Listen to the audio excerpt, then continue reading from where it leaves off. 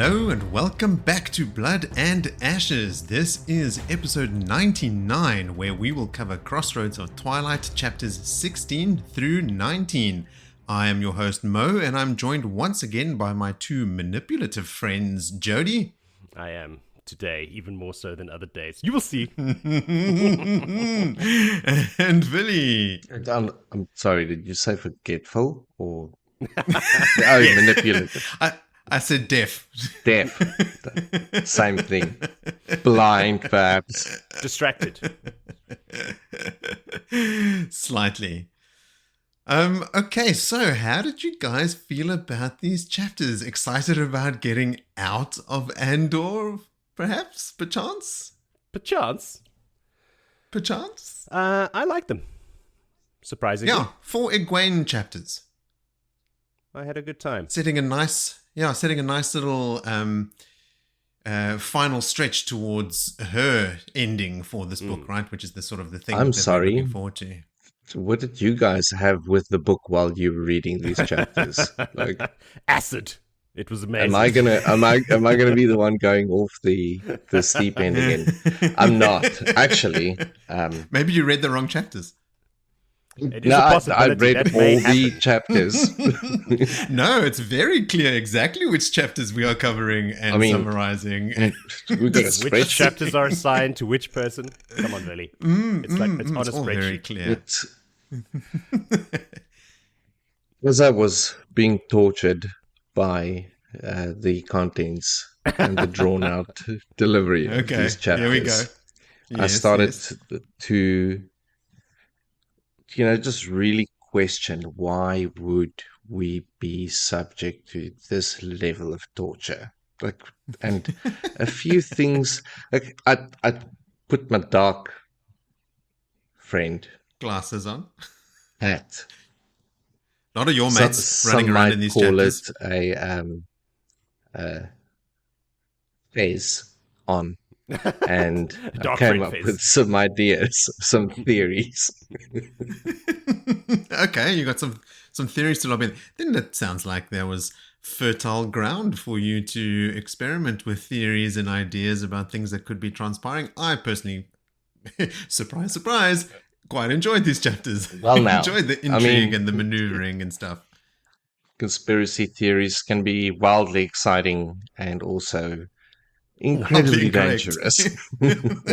Actually incorrect. There's lots of fluff. There's very good nuggets all along the way, but is it packaged in It's a lot nuggety. of styrofoam bubbles of boringness?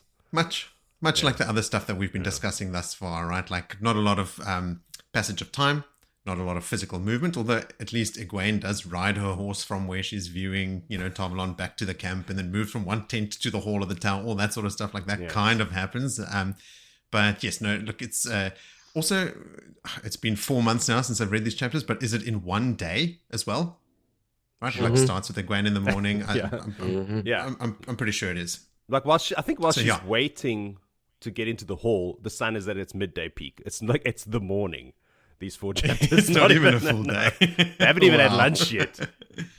Yeah, so to illustrate all those points that a lot of our listeners and you guys have been making, like, not a lot of time is passing here, and it's very thick with, you call it fluff, Joe, I call it flavor, like it's setting the tone for a lot of stuff, and we'll comment on that as we go through it. But sure, I can see, here's another section of 4 chapters. Last time it was 4 or 5 chapters that we did together, where it was also just like one day, very, very slow moving with a lot of sort of activity, a lot of conversation, right? Like that's predominantly what is happening here. So I see why someone who is not interested in that would find this extremely tedious. So yeah, I'm not going to push back on that narrative too much. So should we get into it then? Let's do it. Okay, well, before we get into the Egwene stuff, let's take one last look over our shoulder back into Andor and its politics in everyone's favorite segment called Callbacks.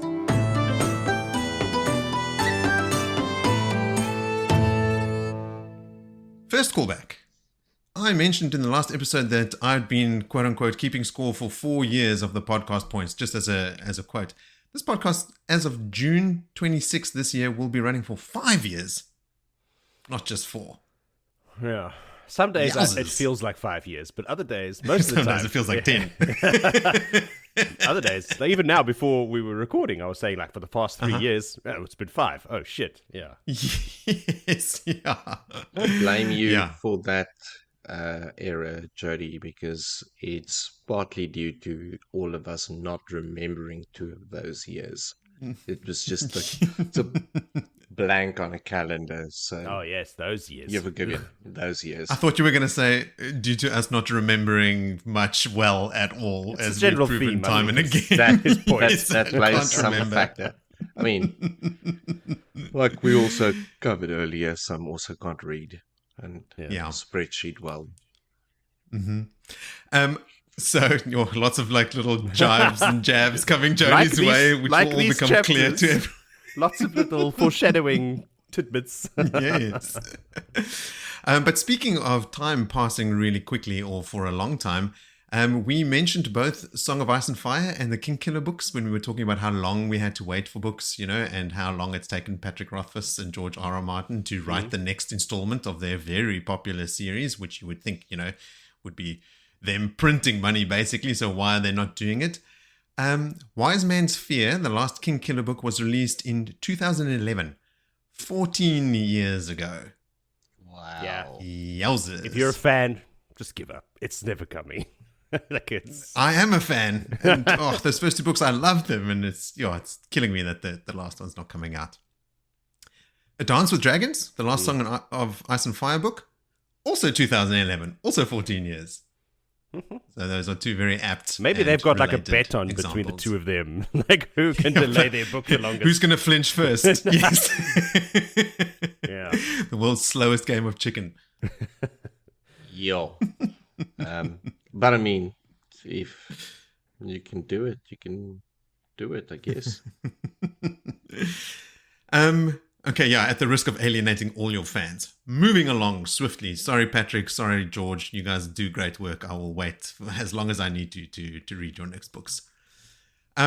Gerald had written in the previous episode to ask if, like, is Christianity or Judaism the new Aes Sedai religion? Because we spoke of Moses using the one power to part the Red Sea, and like that's how the Aiel potentially crossed the river. Like when Perrin was following, no one could tell how they crossed the river because the ferries were too small and they were also busted up and all that sort of stuff. I had already made this comment to Gerald in the email response that I sent him after he sent the message, but Christianity and Judaism would be the original Aes Sedai religion, since this age plays out after our time. So, Or before. Moses would have been channeling before or after, I guess, if you take the wheel. It's in the name of the series. But also there are Mercedes-Benz symbols and Yes. satellite dishes from our age. Our age was the first age, the Age of Legends was the second age, and the third age is here in Randland now, where we find ourselves, or at least that's the naming convention that RJ has used for those 3 ages. And then technically after Memory of Light, it is the beginning of the 4th age. Yep. Okay. Enough fucking around. Let's talk Andoran politics. Oh, yay. As you can imagine, there's a fair bit of clarification. Now, Willie, I know you got to eat your vegetables. You got to eat your vegetables to enjoy the dessert. Maybe, look at it this way. Maybe this will help you place all these pieces in your head a bit easier. Okay? And maybe make more sense of it. Because I know certainly my challenge with it the first 2 times I read these books, or the first time I read this book, and then the second time I read the chapter summaries, and now reading it again, the issue for me was it all just fucking blends together, right? It is so vast and Can I just dry. get my secretaries from outside and cut my finger off instead? And say, listen.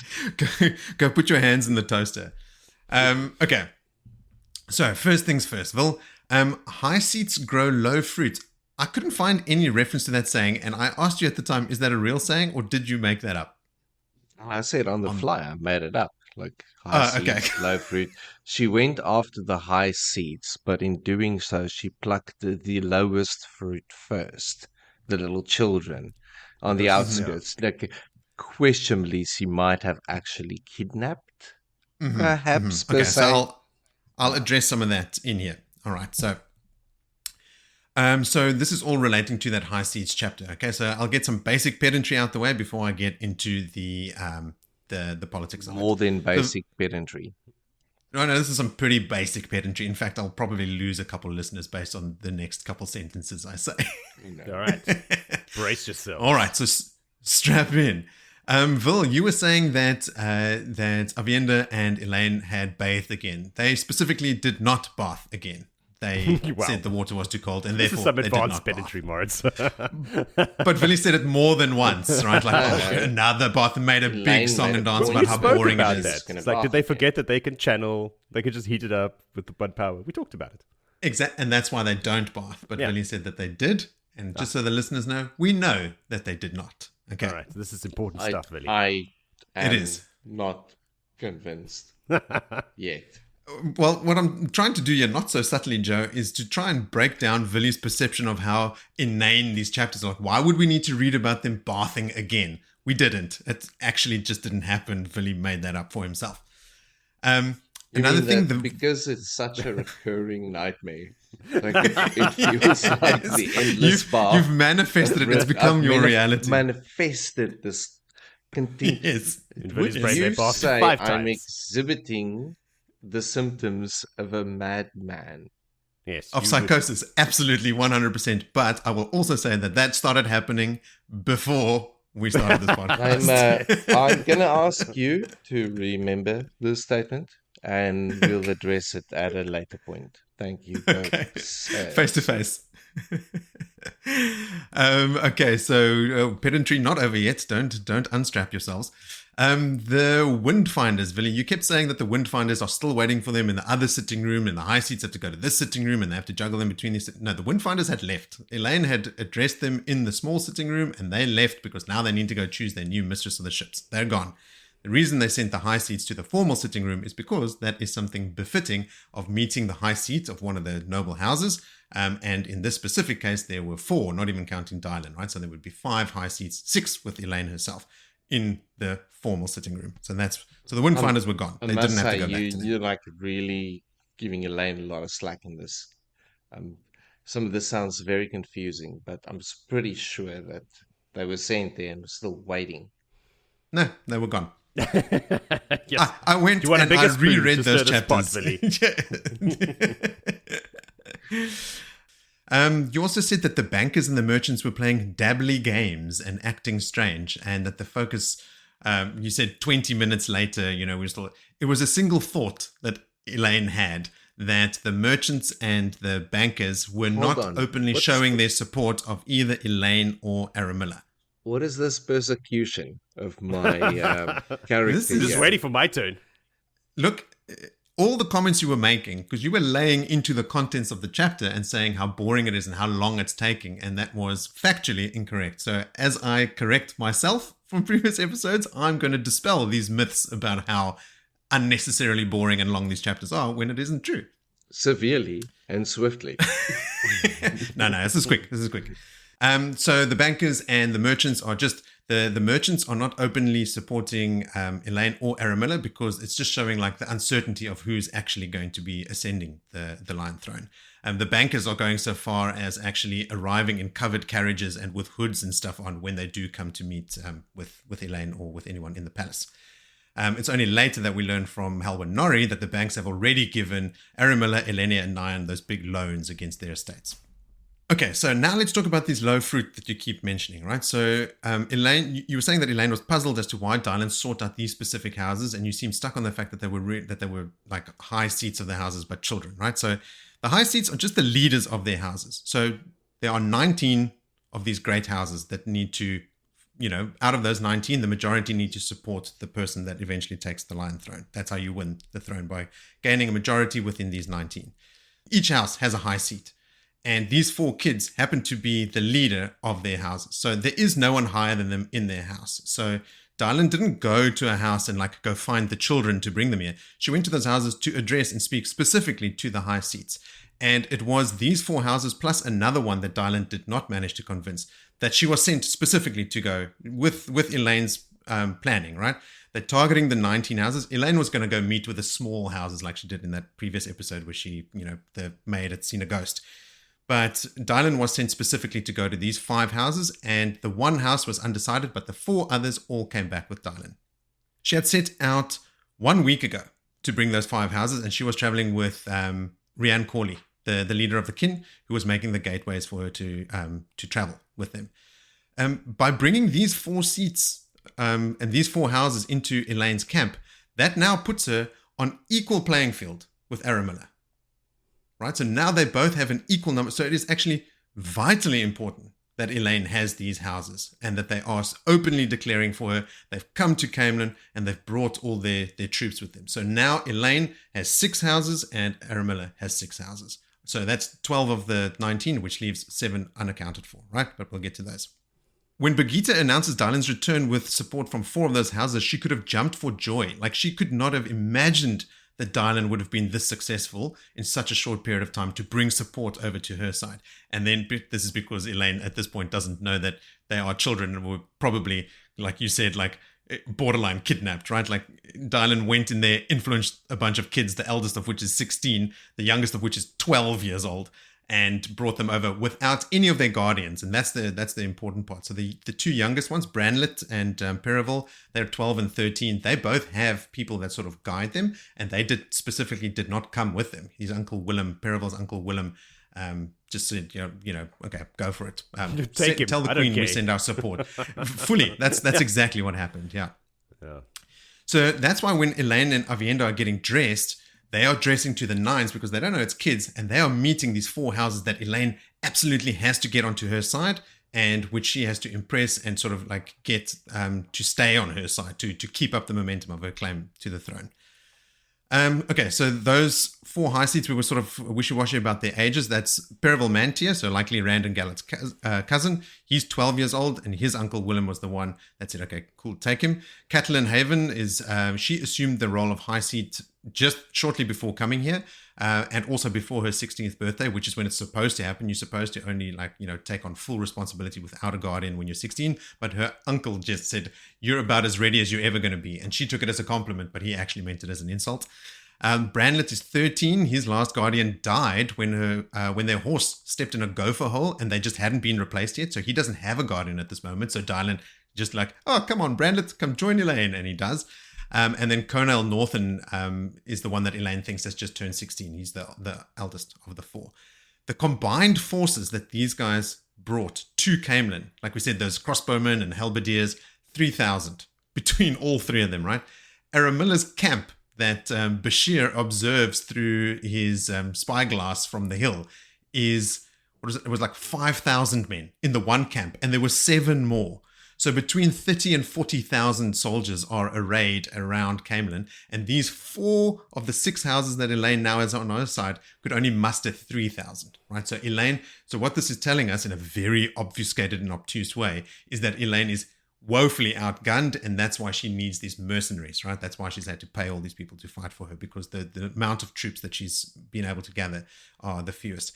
That crazy old coot that kept throwing himself at Elenia, his house, with Aramilla, is the largest and most powerful of the great houses in Andor. So Aramilla already had a boost there just in terms of troops.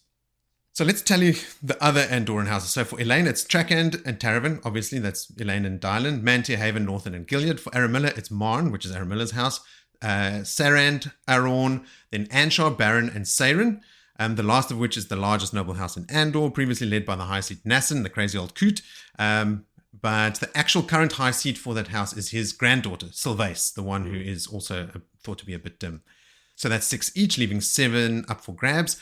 Dylan was supposed to also bring House Candrade to Elaine's side, but was unable to convince them. So that's another 6 left.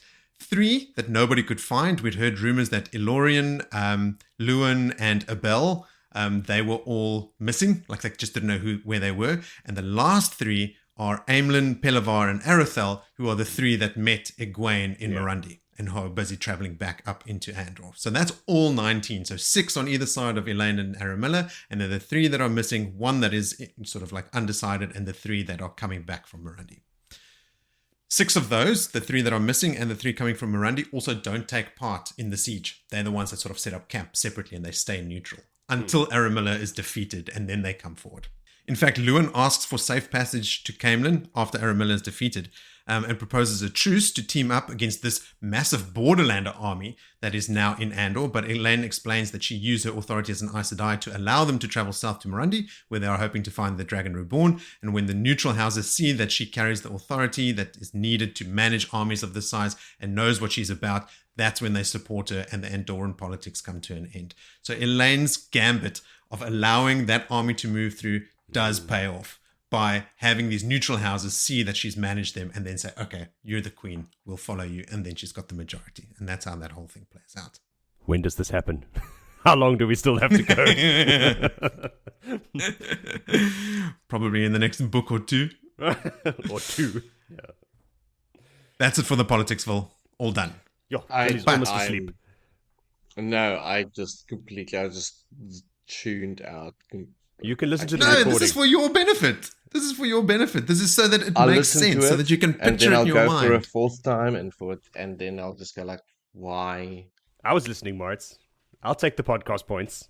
What I will say is, oftentimes when going through all this and trying to, because I mean, I'm laying this out for myself as well, right? Like the whole purpose of laying this out painfully for everyone is so that I can also understand what is going on. It's not super obvious. And I think a misstep or maybe a challenge that RJ has put in front of us, willingly or unwillingly, is that if you think of Game of Thrones, right, like Song of Ice and Fire, the maneuvering of those houses is super interesting. And it's like half the fun, right? It's not all just dragons and, chopping people up and stuff. Like that political intrigue in that series is half the enjoyment, if not more.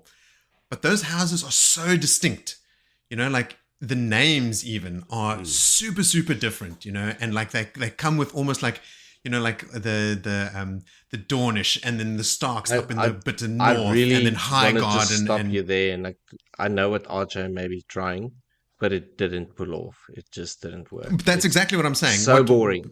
So what is challenging boring here is that they are not distinguishable. They're all there's more of them, and they are more similar, right? So it is harder to like in your mind when you're just reading these names, and I hinted at it last time as well. Like the names even sound similar, right? Like it's the same letters just shuffled in different ways. If I really understood it, if I understood exactly which one, and I mean, I've got a much better grasp of it than I say I would have had before doing this. Is it going to change my enjoyment of the story a lot? Like, am I going to go like to the end of the go like, holy shit, I'm so stoked I know who House Belivar is today because he's the fucking hero. He's Rand. And in disguise, he like burst out of his skin or something like that. You should write your own series of books. They'd be fascinating and terrifying. Many plot twists. No politics. Yeah. And no baths. I hate baths and scrubbing pots and people scrubbing pots and taking baths. Maybe I am alone in this, but specifically getting clarity around that stuff is enjoyable to me, and it does make it less of a chore. Like I enjoy that, seeing or reading that scheme of Elaine's by having the Andorans or the Borderlanders move south through Andor and playing that out in front of the neutral houses that do sway the thing in her favor. To me, that's like a cool plan that's been set out ages before, and then to see it play out is I find, maybe I'm the only one, but I find it actually quite satisfying. You are beating that old rug that's hanging over that line in the backyard. That's okay. It's hanging on. You just want sword fights and no. murder. I really what I want is to show you how clever these chapters are. Perhaps. Okay. I mean, I'm now really gone fishing. Like deep fishing. Okay, I think I know something else that you will enjoy, Vil, and that is if I turn the Eye of Sauron and pedantry on Jody. Oh, yes, please do. Please turn it. Please, I see the gazes on him. Jody, I'll set you up. I'll set you up with a win first. Marilyn Gamelfin is the cat lady. Yes. Meow. Sweet. Yes. Marilyn Gamelfin. But then in the chapter where Elenia and Nyan meet, you were saying, and they're just doing this in broad daylight. And I said, wait, isn't this in the evening? And you said, no, it's like the sun is in the middle of the sky. It's like broad daylight. No. Let us consult the texts. The evening sun was a ball of blood on the treetops, casting a lurid light across the camp. First line of the chapter. The evening sun. And then, a lurid light. Next, a bit further on, cold air frosted her breath, told of a bitter cold night to come, and the soldiers were boiling beef for supper. Given the hour, it was more likely that she would spend the night there. So, like, as she's moving around, it's like, oh, given the hour, this where I am now, this is where I'm going to be spending the night. She also spots Nyan and her party picking their way through the scattered campfires in the last light.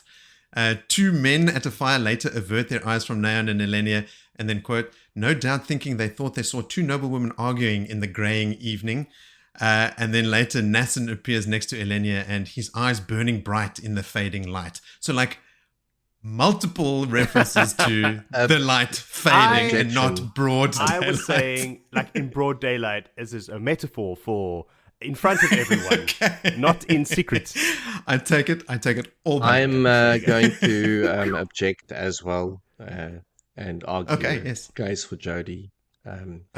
We are in winter, and as overall, if you live like really far south or really north, we don't know with Randland exactly where it is. 3 o'clock in the afternoon, people could start cook because they don't have wristwatches. They don't stick to the 6 hour. Does not norms. explain the numerous references to how bad the light is. Yes, because 3 o'clock in the afternoon. Why are you fixated on the time?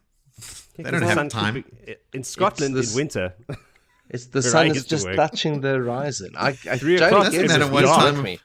Yeah, it doesn't matter what time of day it is if the sun is on the horizon and the light is bad. Yeah, it's just saying it's confusing. Like, time is an illusion. We could just change the clocks all is willy-nilly time whenever we want. Really a thing? I mean, didn't we just make it up? I mean, no. It's a linear circle, some curve, if you will. Okay, let's move on. I will save our listeners any further pedantry and arguing about the most inconsequential points I could find in the previous episode. Hold on to your hats if that made you scared. Okay, cool. Now I'm excited for this. I love a bit of pedantry. Let's go. Okay, so let's switch then to something more enjoyable, which is listener contributions. Gary writes in again and he says, so I just listened to the schedule update and boo. No matter, I've already doubled back to the early catalogue and now he's on episode 17. I'll act like I didn't hear all the mistakes, like who healed Loghain and who's the great White Cloak General. Man, I just, my note is I will never be able to go back and listen to those early episodes again because those mistakes would be woeful. Like, because at that point, like, we're going on memories from like 10 plus years ago, right? Like it had been a really, really long time. Anyway, Gary says, moving on, questions came to mind while listening to those early episodes that never occurred to me before. Why was Tom in Eamon's Field? It's not on the way to anywhere, so why there of all places? Could he have been there to do his usual ferreting for information on Moiraine's behalf? I think certainly not on Moiraine's behalf. He wants nothing to do with Aes Sedai after Owen and that whole thing. He hates all, and in fact is extremely mistrustful of Moiraine when they meet each other. He's constantly cautioning the boys, like, don't listen to her. Aes Sedai twist their words and all that sort of stuff. But the simple answer is that he was hired by the village council to perform at Beltane. Yeah. Mm. Also, there are 3 powerful Taveran that live in the town, so, you know. Everyone's there because the pattern willed it so. Yes, exactly. Gary continues and says, the Trolloc attack was an unexpected event, so what could have been Moiraine's original plan for Rand? You know, when she meets him, leave him there hidden, try and coax him to leave? I think she would have coaxed him to leave because she wants him to fulfill the prophecy, right? So I get the sense that at least early on she wanted Rand under her wing so that she could, quote unquote, guide him. But then other events were also unfolding. You know, they were getting those messages about the Eye of the World, and that's why they go to Shinar. That's why they go into the Blight to the Eye of the World, because she was picking up all these scraps. So I think she was still trying to sort of organize and prepare for the final battle, probably help Rand see through all the prophecies, because she knows about like the being marked maybe if not literally, but like the heron marks on his palms and the, taking Calandor. She knows that he has to wield Calandor and all that sort of stuff. So she was going to guide him into those. I don't think she was going to just let him sit in Eamon's field, right? Because that would prevented him from fulfilling all those prophecies. Yeah, I think maybe her plan was just a little more stretched out. We'll have breakfast tomorrow, and then we can talk a little bit more. And then, we got to run. And get to know them, because she's very cordial with them in the beginning. When she meets them, she gives them those coins and stuff. Like, at least she can keep tabs on them and like speak to them, try and figure out which one is the Dragon Reborn, or if all three are important. I mean, get to know them and then use a reason to get them out of town. She was going to set up shop there, to open up a little haberdashery. Like really live in, like join the women's 2 circle years with later. Braid her hair. She's still there. Got the whole know of it. Yep, already started training the girls. That was the actual plan, but Paden Fane ruined it. He had other motives. Okay, here's an interesting one from Gary. From the Great Hunt, most believe that Ingtar was the one who freed Paden Fane. But here's what I can't square. Why would he, Fane, have only recently unthreaded himself from the Dark One and is now a freelancer, spend the time scrolling the Dark Prophecy, probably scribing the Dark Prophecies on the cell walls, and why does he not chafe at using the honorific Great Lord when we are told he hates the Dark One? Also, the writings were meant to manipulate Rand, but Fane doesn't strike me as being that subtle. He's more of the meet me at Falme or I kill your whole family kind of guy. So why the elaborate presentation? I believe the person who freed Fane also set him on the path to Falme. One could even say compelled him to Falme. Compel being a word. That person can read and possibly write Trolloc script, is versed in the Dark Prophecies, is also well versed on other prophecies of the dragon, has a vested interest in seeing them fulfilled, and is free to use any and all methods to achieve that end. I can think of only one candidate. Lan. Yes. I think he's hinting at it's Varen, obviously. Varen? Yeah. Yeah.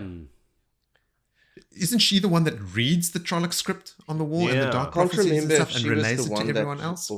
She didn't come in initially. I mean, she came maybe in a bit later. I think Leandrin is the first one down there, right? Yeah. And she sort of confronts Rand, and then Moiraine arrives, and I think Varen is there because remember it's also when she's in the Amelin study with Swan and Moiraine when Rand comes in. Varen is like wise to the Rand being the Dragon Reborn thing quite early, so she is there. That is because an interesting theory. Her doing of that would be a complete different purpose as well.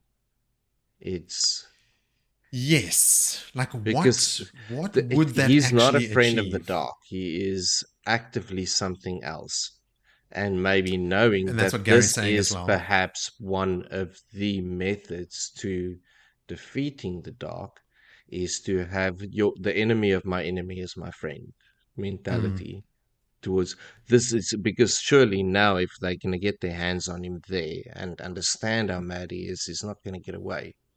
So it's going to end that thread of chaos.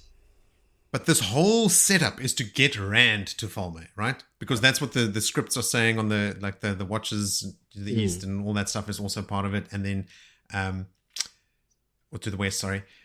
And then that shows more active thinking, active planning. It does. Like, why would Varen want Rand to go to Falme?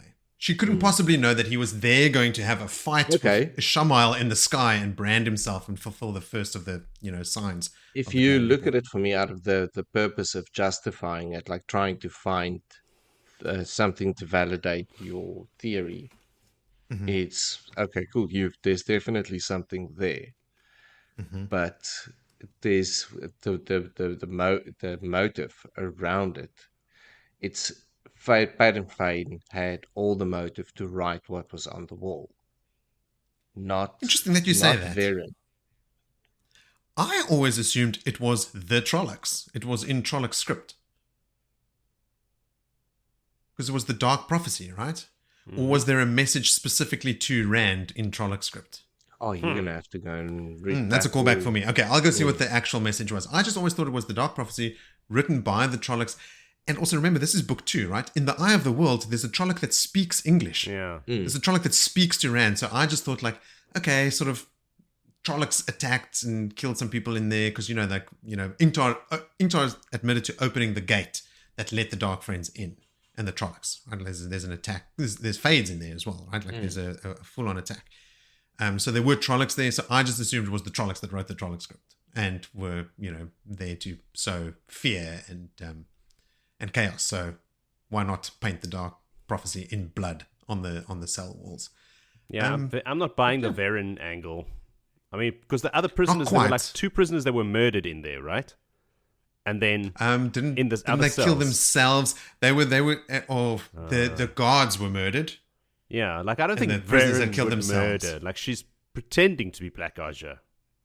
She isn't Black Ajah. She wouldn't just murder guards and then write with their blood on the walls. Like that's a bit hardcore. It seems even for further than Varen. what she would go. Yeah. Yeah. I thought maybe it's a Forsaken. Maybe it's Ishamael that just popped in there. I mean, he's ordering all those. Yeah, this is bored. I'll just pop in here. No, I mean, he sent the Trollocs and everything. He's Just the one decorate that's the commanding place. them. Yeah. And then just come in, travel into the cells, write something on the wall to get Rand to go there, and then just leave. Maybe. So, Gary, if you can...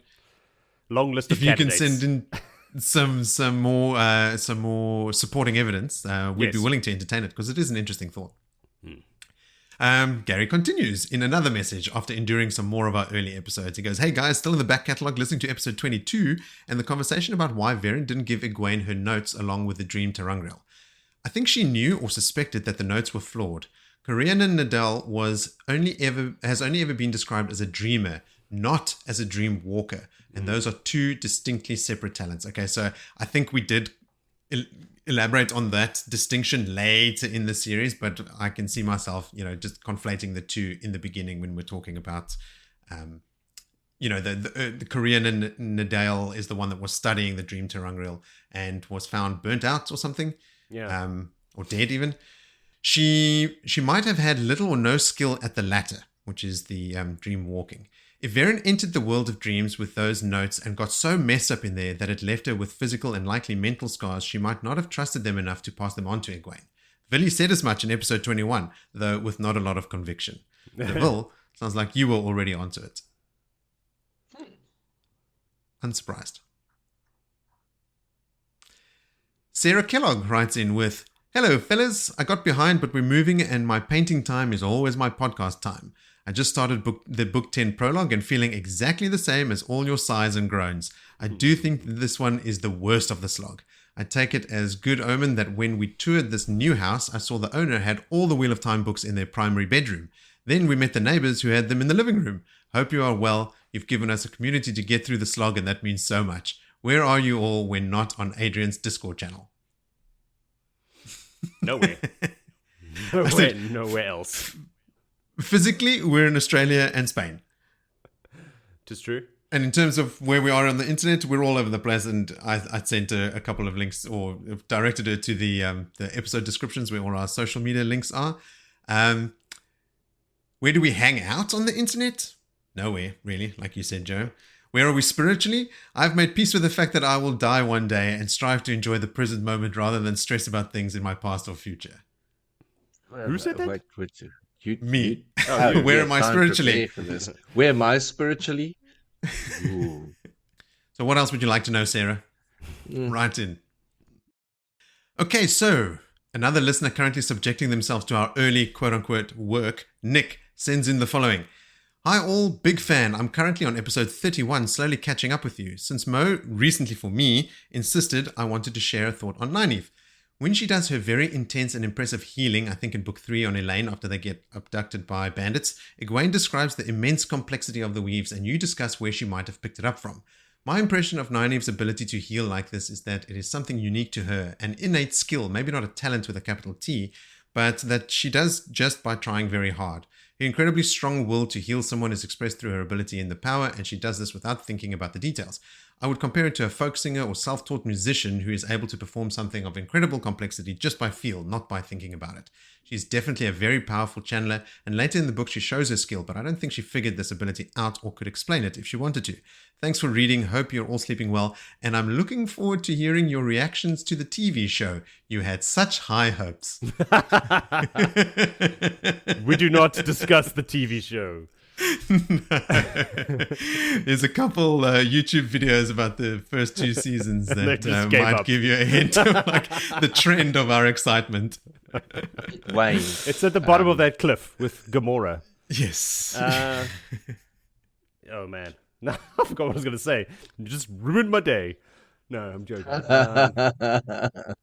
yeah, I, for one, would agree with Nick's assessment about, especially like the self-taught musician analogy Yes. being a cool and fitting one, right? Like, we do later in our show, we make a distinction between 2 of the ways that our main characters learn to channel, by either just knowing out of necessity or learning something by sight the first time. So like Nynaeve's is like, she just does it, right, through sheer force of will. Other times we know that all of our main characters actually have the capital T talent to learn a weave just by seeing it. Like when they see it, they can replicate it, which not all Aes Sedai can do, or all channelers can do.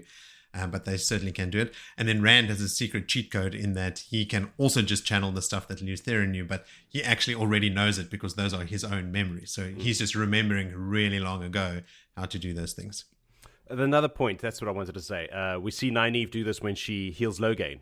Like, she's also just messing Jazzing. around. Yeah, like, what about a bit of this and a bit of that? Jazzing with it. Yeah. Sprinkle a bit of this. Oh. Jody and I are both doing elaborate jazz hands on camera. She jazz hands the ability to channel right back into that man. I sure did. did not do jazz hands and not partaking in this. You missed out, Billy. It was a once-in-a-lifetime opportunity. I think something similar actually happens when she starts healing the madness. Like you mentioned, like these black thorns in the men's minds and stuff, and she actually accidentally figures out how to heal it, which is pretty cool. But that is it for listener contributions, so we can forge right ahead to previously on Blood and Ashes. Not long after the Sea Folk are dealt with, Birgitte announces the return of Dylan, who has been accompanied by the high seats of 4 Andoran houses. Turns out they are no more than children, the oldest being 16 and the youngest 12. Elaine is troubled by the fact that it may be perceived that they are kidnapped since they have no advisors present. So after they depart her audience, Elaine tasks Dylan with looking after them. Next to arrive are the first maid Reen Harfer and the first clerk Halwyn Norrie. Avienda weaves a protection against eavesdropping. Both Reen and Norrie are dabbling in espionage and even in counter-espionage in the case of Mistress Harfer.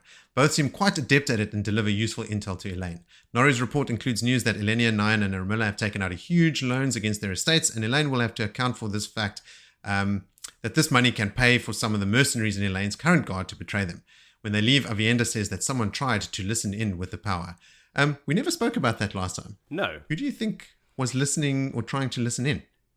That Black Ajah person, I imagine. Marilyn Gamelfin. Yes. She had been sent by Millie Skane to try and figure out what's going on in the tower. That's what I thought as well, Joe.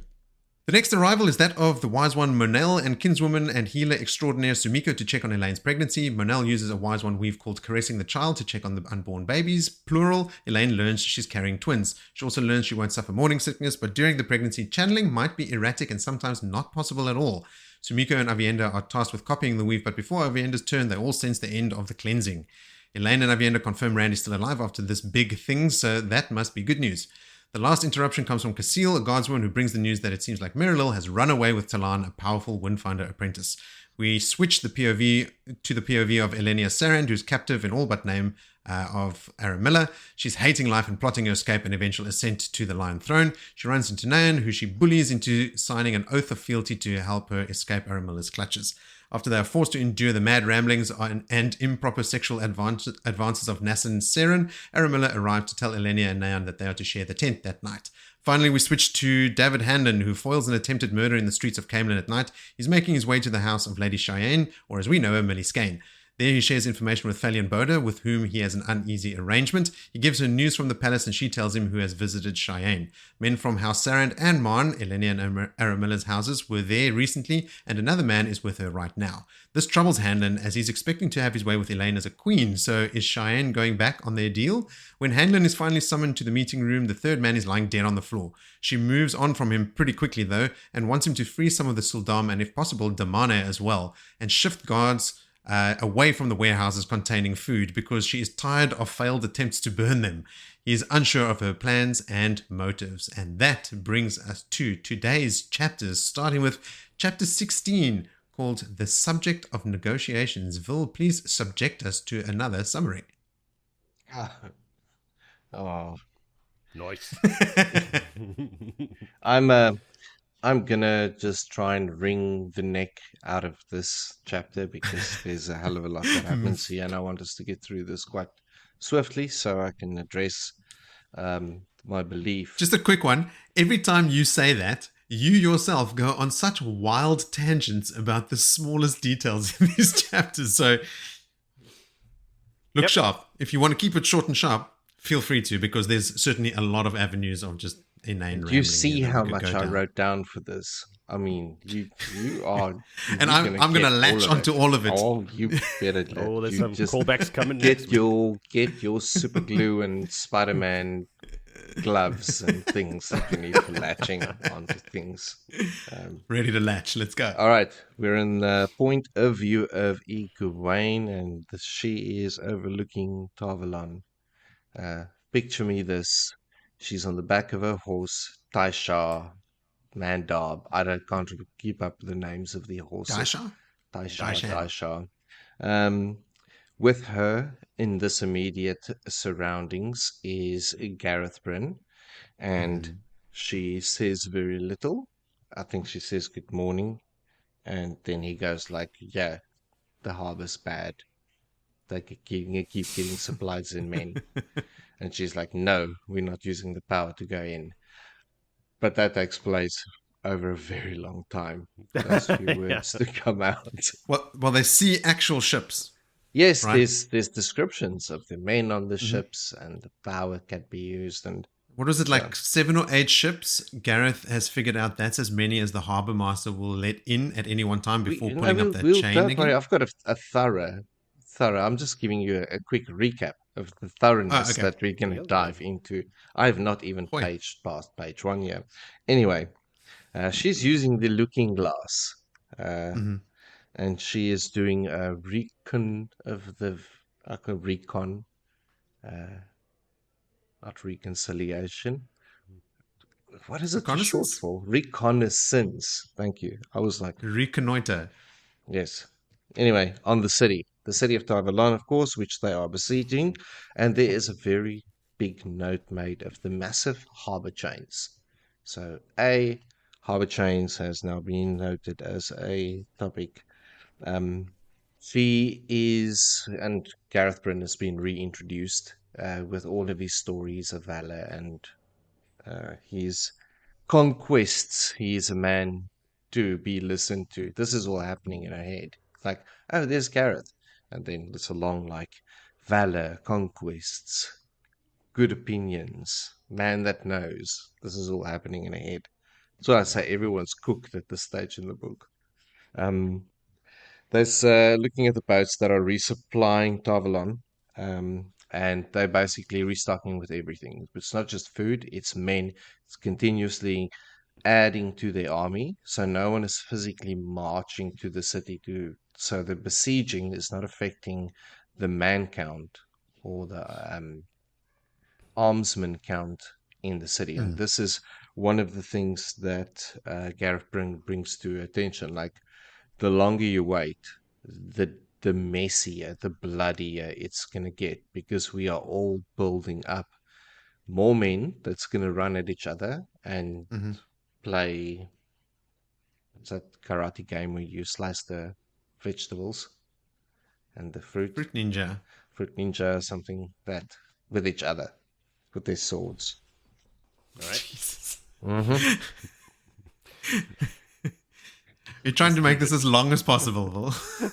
No, Just leave it, Boris. I am wringing the neck out of this chapter. So just fucking bear with me. It sounds like a filibuster. It is. Did you see that one the other day? That was immense. Yeah, 25 24 hours or hours. something. I'm like, Yeah. I'd be tripping balls if I was standing talking shit for 25 hours. 8 to 9 ships enter the dock and get cleared in a day. So there's strict control around the harbor and those very strong chains. How many can come in and out? And there's also inspections and things being carried out. So other than that, they don't need too much security, which is also what she picks up through the looking glass. But there's a steady flight of people in and out that's going on. Gareth Bryne wants to use the one power in the form of a gateway and do a quick coup d'etat. That's his least bloody, and I must say, if I had the tools that he was faced with, that would be the number one thing. Like, go in, dethrone her, decapitate her, take control, and walk into the city. No killing of sisters in this. I mean, right now, if they So chop what you're off. saying, kill Elida? Yes, like just. How would they know where she is? Well, take a guess. Do some more recon with your looking glasses. I don't know. Am I the fucking writer of this story? No, I don't know. Look, I mean, Egwene just straight up says she doesn't want Aes Sedai fighting Aes Sedai at all. Now, she wants, at this point in time, I think what's heavily waiting on her as well is the not wanting to spill blood of sisters, which is going to happen if you're going to go in. So for her, this is all set up to moving to negotiations. I don't actually know what her plan is. Like, because Gareth is telling her you can't wait these guys out. Maybe her plan with the chains is to stop specifically that, so that A, the troops don't grow, but also they then are truly under siege and can't bring food into the city. Well, it hastens the need for negotiation. However, who knows? And that's how they find Elida in a negotiation and then murder her right there in front of everyone. Because that's how you unite people. Murder their leader. Yes. If you can see a place with your eyes physically, you can make a gateway to that point, right? Yeah, but the claim there is, the argument is that if anyone sees that weave, then they'll have traveling. And that's what they Yes, don't I want. know, but you know when Elida climbs to the top of the tower to survey a new palace that's being built? Yeah. Just like up there, like, got you. And it's like Brandon Stark all over again. Egwene is using her spyglass to look at the ships. Yes, who are on I a know, river but I'm that's pointing only like out that 1 they mile. have spyglasses, and there But is the technology to do tower- these things. The tower is further away, and like you're not going to see. All I'm hearing is Elida on the excuses. Like, where's the Yeah, bigger Bart. looking glasses? This is a siege. This is a war. Like, were you making excuses for their poor Make a inventory plan. now? Yeah. Like, come on. Jeez. Can I move on Right, with the chapter now, Excuse please? me for Yes. being a looking glass is half full kind of guy. Carry on. Carry on. Somebody, please. Anyway, Gareth Bryne reminds Egwene that it is his primary job to do what he promised he'd give her in the most cost-effective way. And right now, them zapping into the tower and fly kicking Elida to the head is the best plan and should be followed. Is firm no from Egwene ensues. We move forward with both the horses, the people, and the storyline. We hear that raiders have been now opportunistically nipping at the army's heels because you tend to think your enemy is going to come from the front and not from the darkness stealing your sheep, but that does still happen. Morale and her warders now come up as the procession moves through on horseback still back to the camp from the surveying side with Kalinia, with no warders, of course. And we're reminded these are the two Aes Sedai that's sworn to by oath to Egwene, if I'm correct. All those advisors of hers. Yeah. Sheriam announces Delana. Delana needs to have kind of on the warpath about something, it would seem. But Delana has been pushing for Egwene to proclaim that Elida is Black Ajah, and also nothing better than chopping off her head will do. This is my type of politician. Like, I'd be Well, she is a dark friend. Exactly. Delana as Black Ajah. She wants the Hall to declare Elida a dark friend. Yes, very vehemently pushing for that. Any which way. She's also a sitter. Yes, she is. For the White Ajah, if not correct. Great. I think so, yeah. Yeah, grey Grey. or white. Anyway, Elaine wants to talk privately with, is it Delana at this time? And rides away off. But while the riding starts, we have many moments of dreaming of Dragonmount, the formation, the upheaval, the magma, the smoke plumes, the failure of men and men who have tried to climb and had failed, and the corpses that lie as strewn on these slopes of Dragonmouth as a constant reminder, not only of the war that was fought there and of the many years, but also the constant stupidity of men who like to climb big things. Then we get reminded there's supposed to be a private conversation happening. And I have forgotten at this point already about this conversation, but Egwene has as well, because she went on to admiring the farmlands and how they differ from the farmlands back in the Two Rivers, and that gets her thinking of home. And it is, whoa, like you get sidetracked from the story to the farmlands to the procession that it is and how it's made up so that she can have privacy. There's still guards out front. There's guards at rear, and if you're this important, everyone else just follows you wherever you go and wait their turn. So we learn about that. And So then, the thinking of home thing has a specific purpose here, right? She finds herself earlier when she looks at the tower, she's craving or yearning to go home. And it's specifically not Emansfield. It's the White Tower that she thinks of. And when she looks at the farmhouses and stuff that are similar to back in the Two Rivers, she thinks about how she needs to remember the Two Rivers, even if she doesn't think of that as home anymore. So this is showing us Egwene's full commitment to the tower and the Aes Sedai and being Amelin, that sort of stuff. which we It has never a doubted purpose. at all. Is this the first chapter you read about her in this book, though, right? Yeah, it is. It's there's Yeah, a lot so of ringing out. There's an element of recapping here, for sure.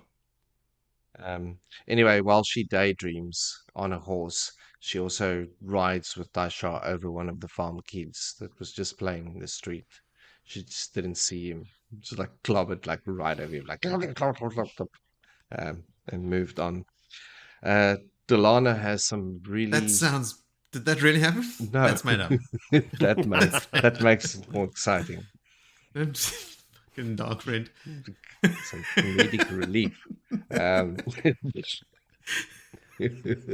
It's been 4 months since I've read these chapters, so it's so real you fun. don't know. I could actually I skimmed them. create Yeah, that's a why I had to lot- double check. a lot of callbacks for you right now.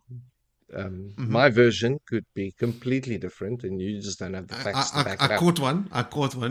Try surprising me. I'll see if I can stay on top of it. Couple getting past already. Anyway, Delano is very forward about the water talk that's been going on, and the amount of time that Egwene is spending with Gareth Bryne, which is like totally you, because he's like her grandfather age, and maybe just a little off.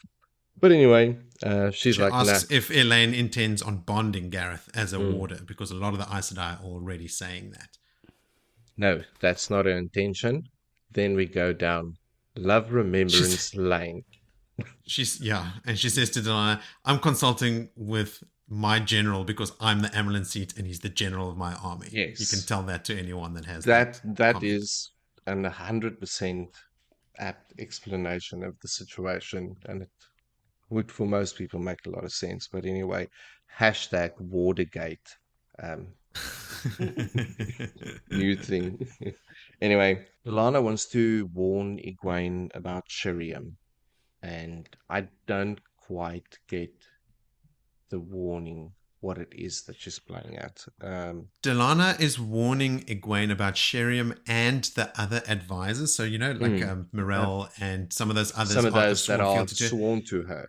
And they've been set up around Egwene as a series of advisors as well. Each one of the Ajahs actually has a representative in the circle of advisors that Egwene has established. And it's known, right? So it's not even like secret or anything. Everyone knows about these advisors.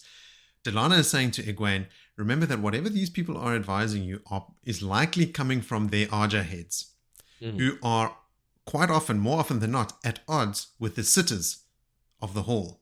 So if you follow their advice, you are going to find yourself as Amelin at odds with the Hall. So watch out. This is just Delana trying to throw Egwene off balance. And she's saying, she's sowing, suspicion. Beware of what Sheriam and Morel and the others are telling you, because they are going to put you at odds with the Hall, which is what she's saying as a sitter. She's just making cuck, basically. She's making cuck. Big That's time. all that she's doing. Okay, makes sense.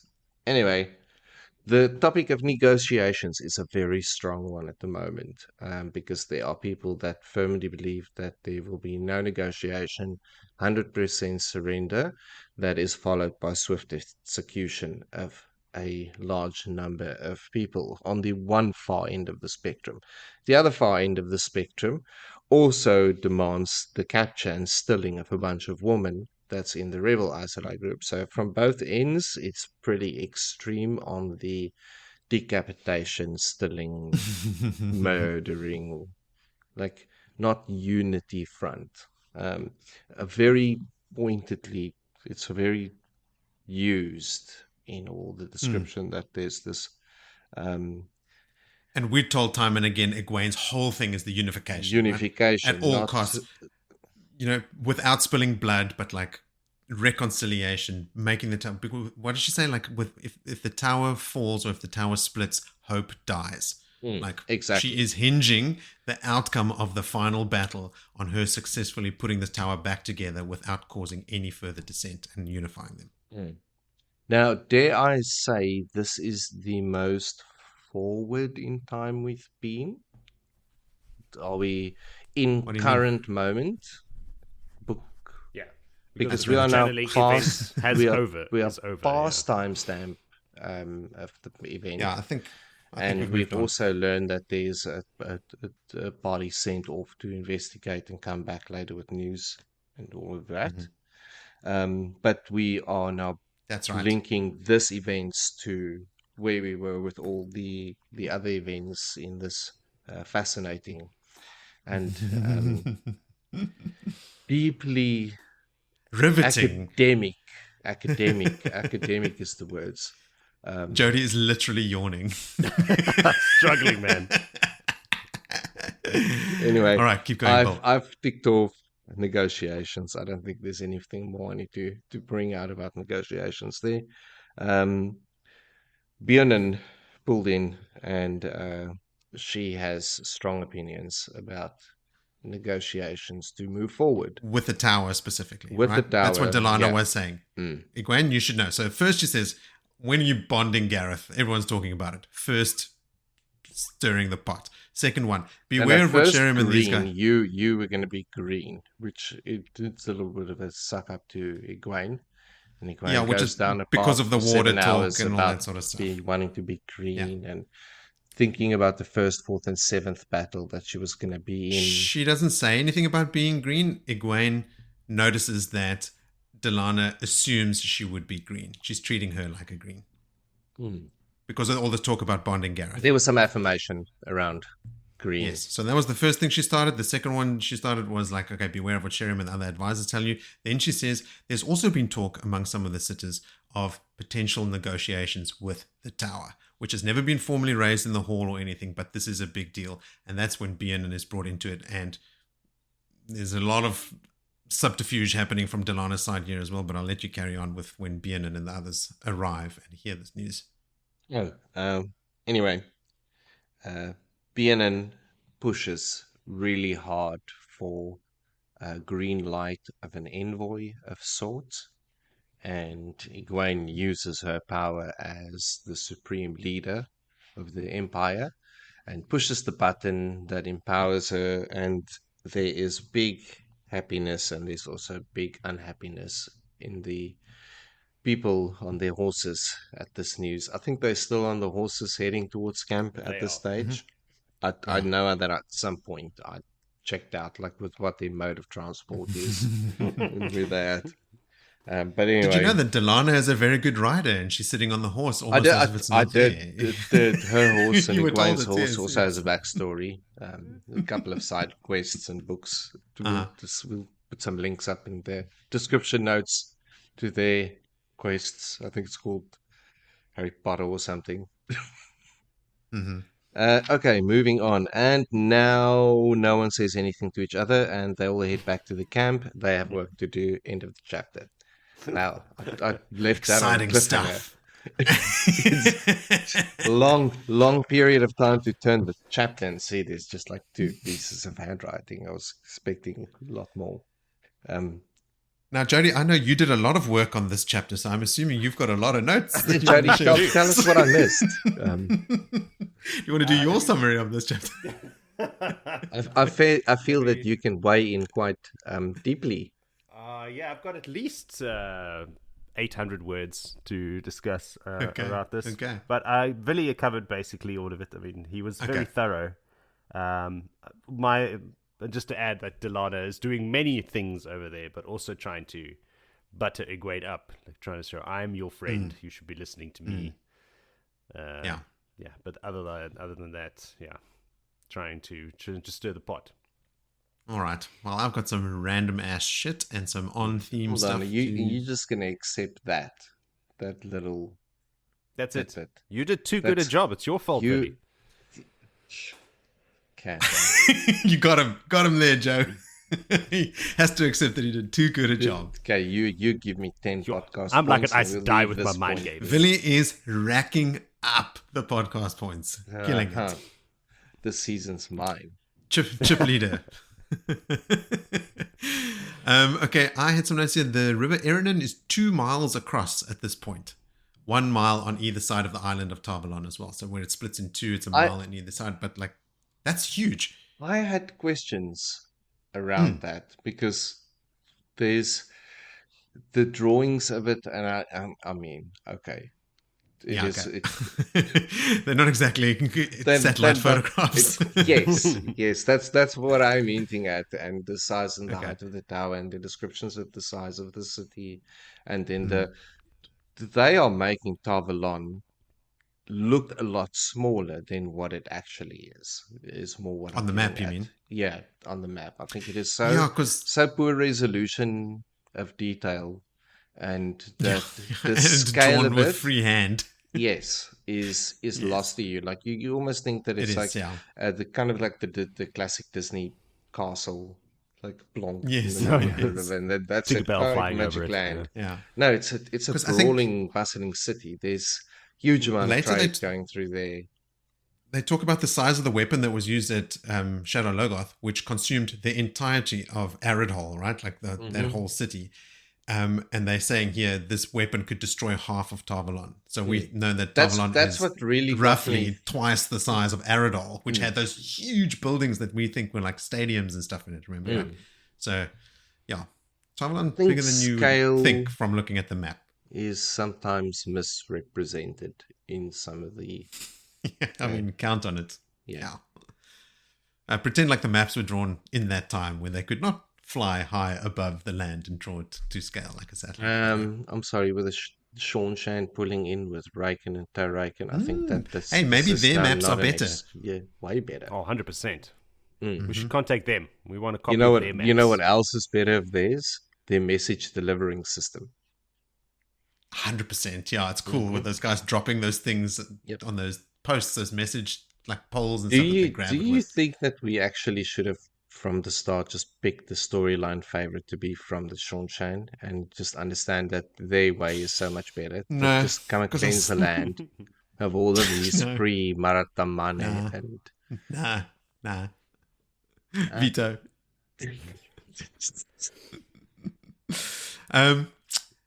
To lighter subjects, the chain links of the harbour chains are 1 meter long each, a pace, 3 feet. They're big.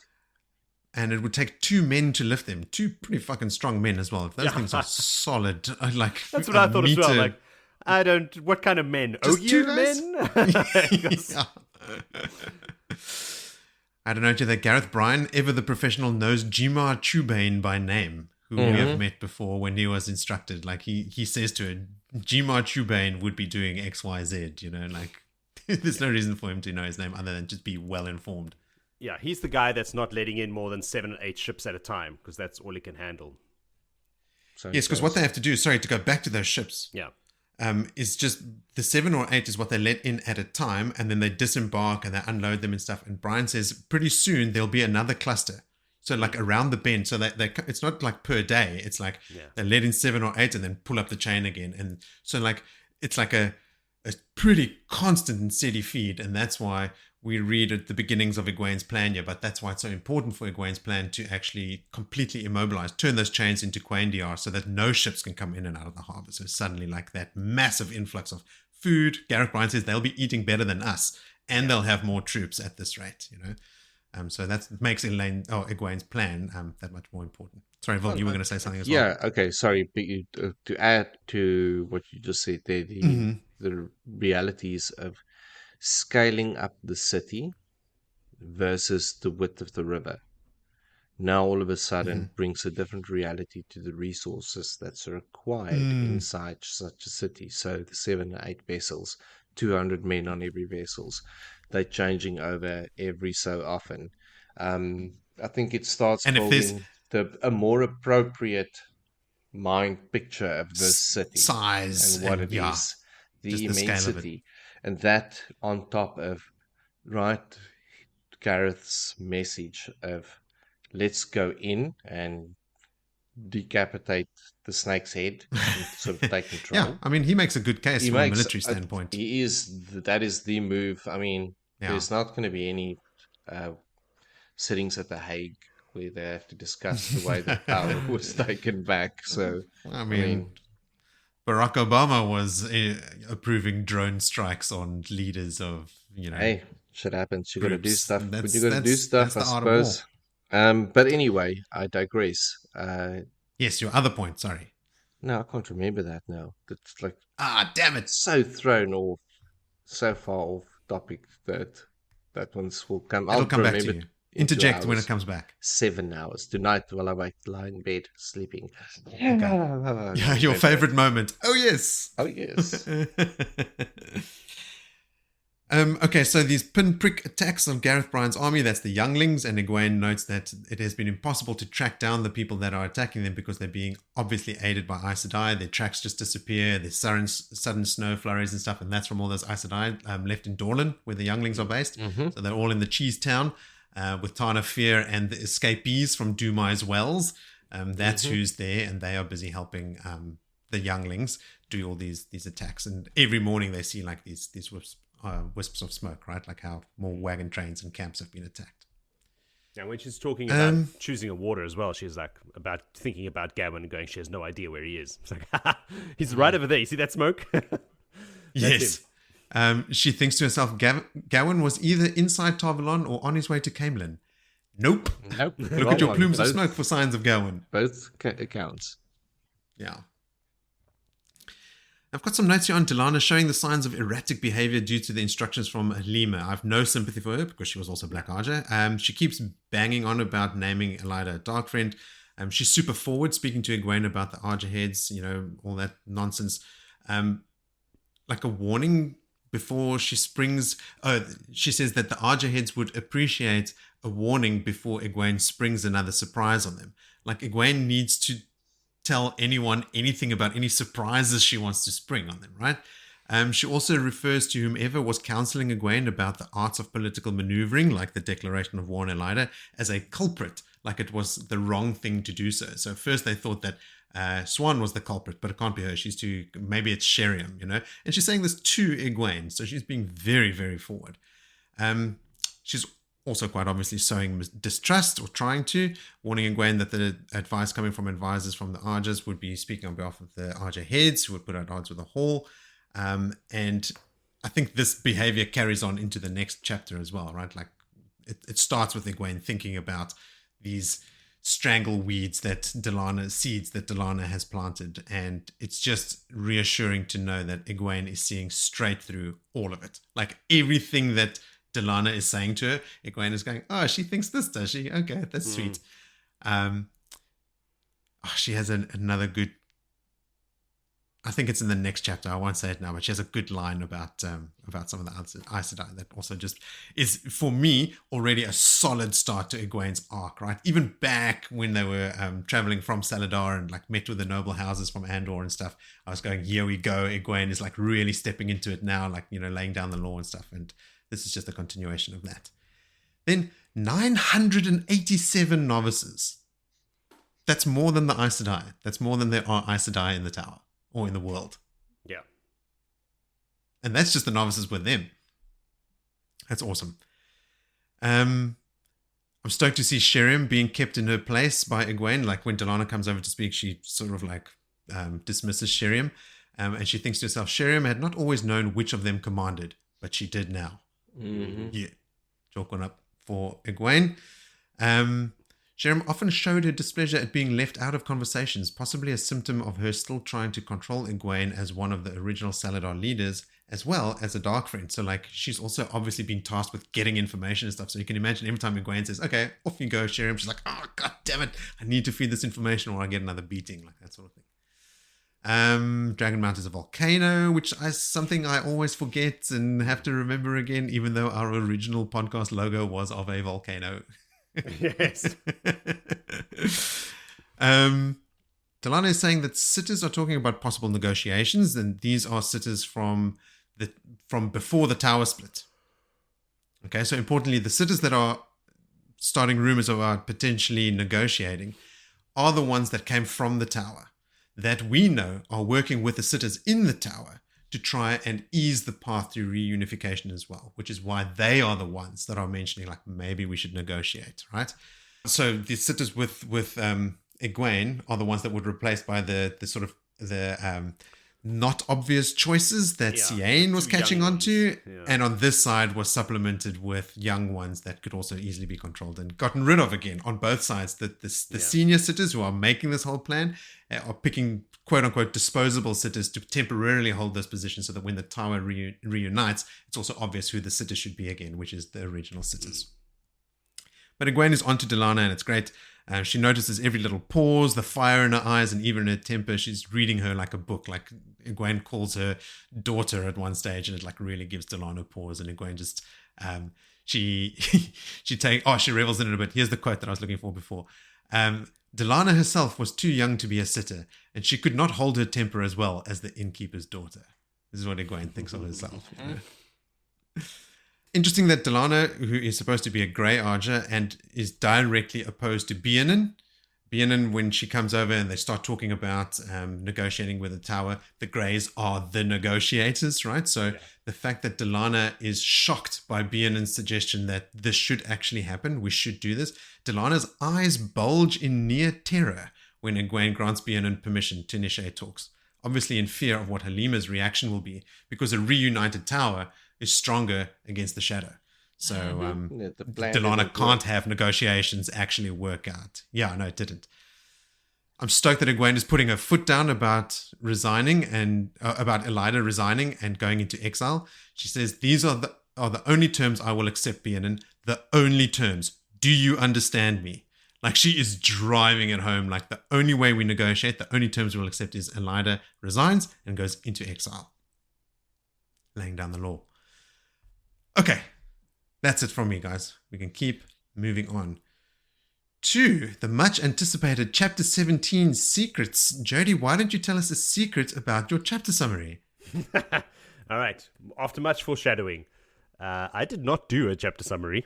My apologies to our devoted for this listeners. For this chapter. I did it for 16 for some unbeknownst reason. So Willie and I both summarized the same chapter. So what we've decided to do is I'm just going to read some summaries offline and then we'll just chat about it. Because we have read the chapter, so everybody's got some idea of what happened. We have. Yeah. Let me just go find that.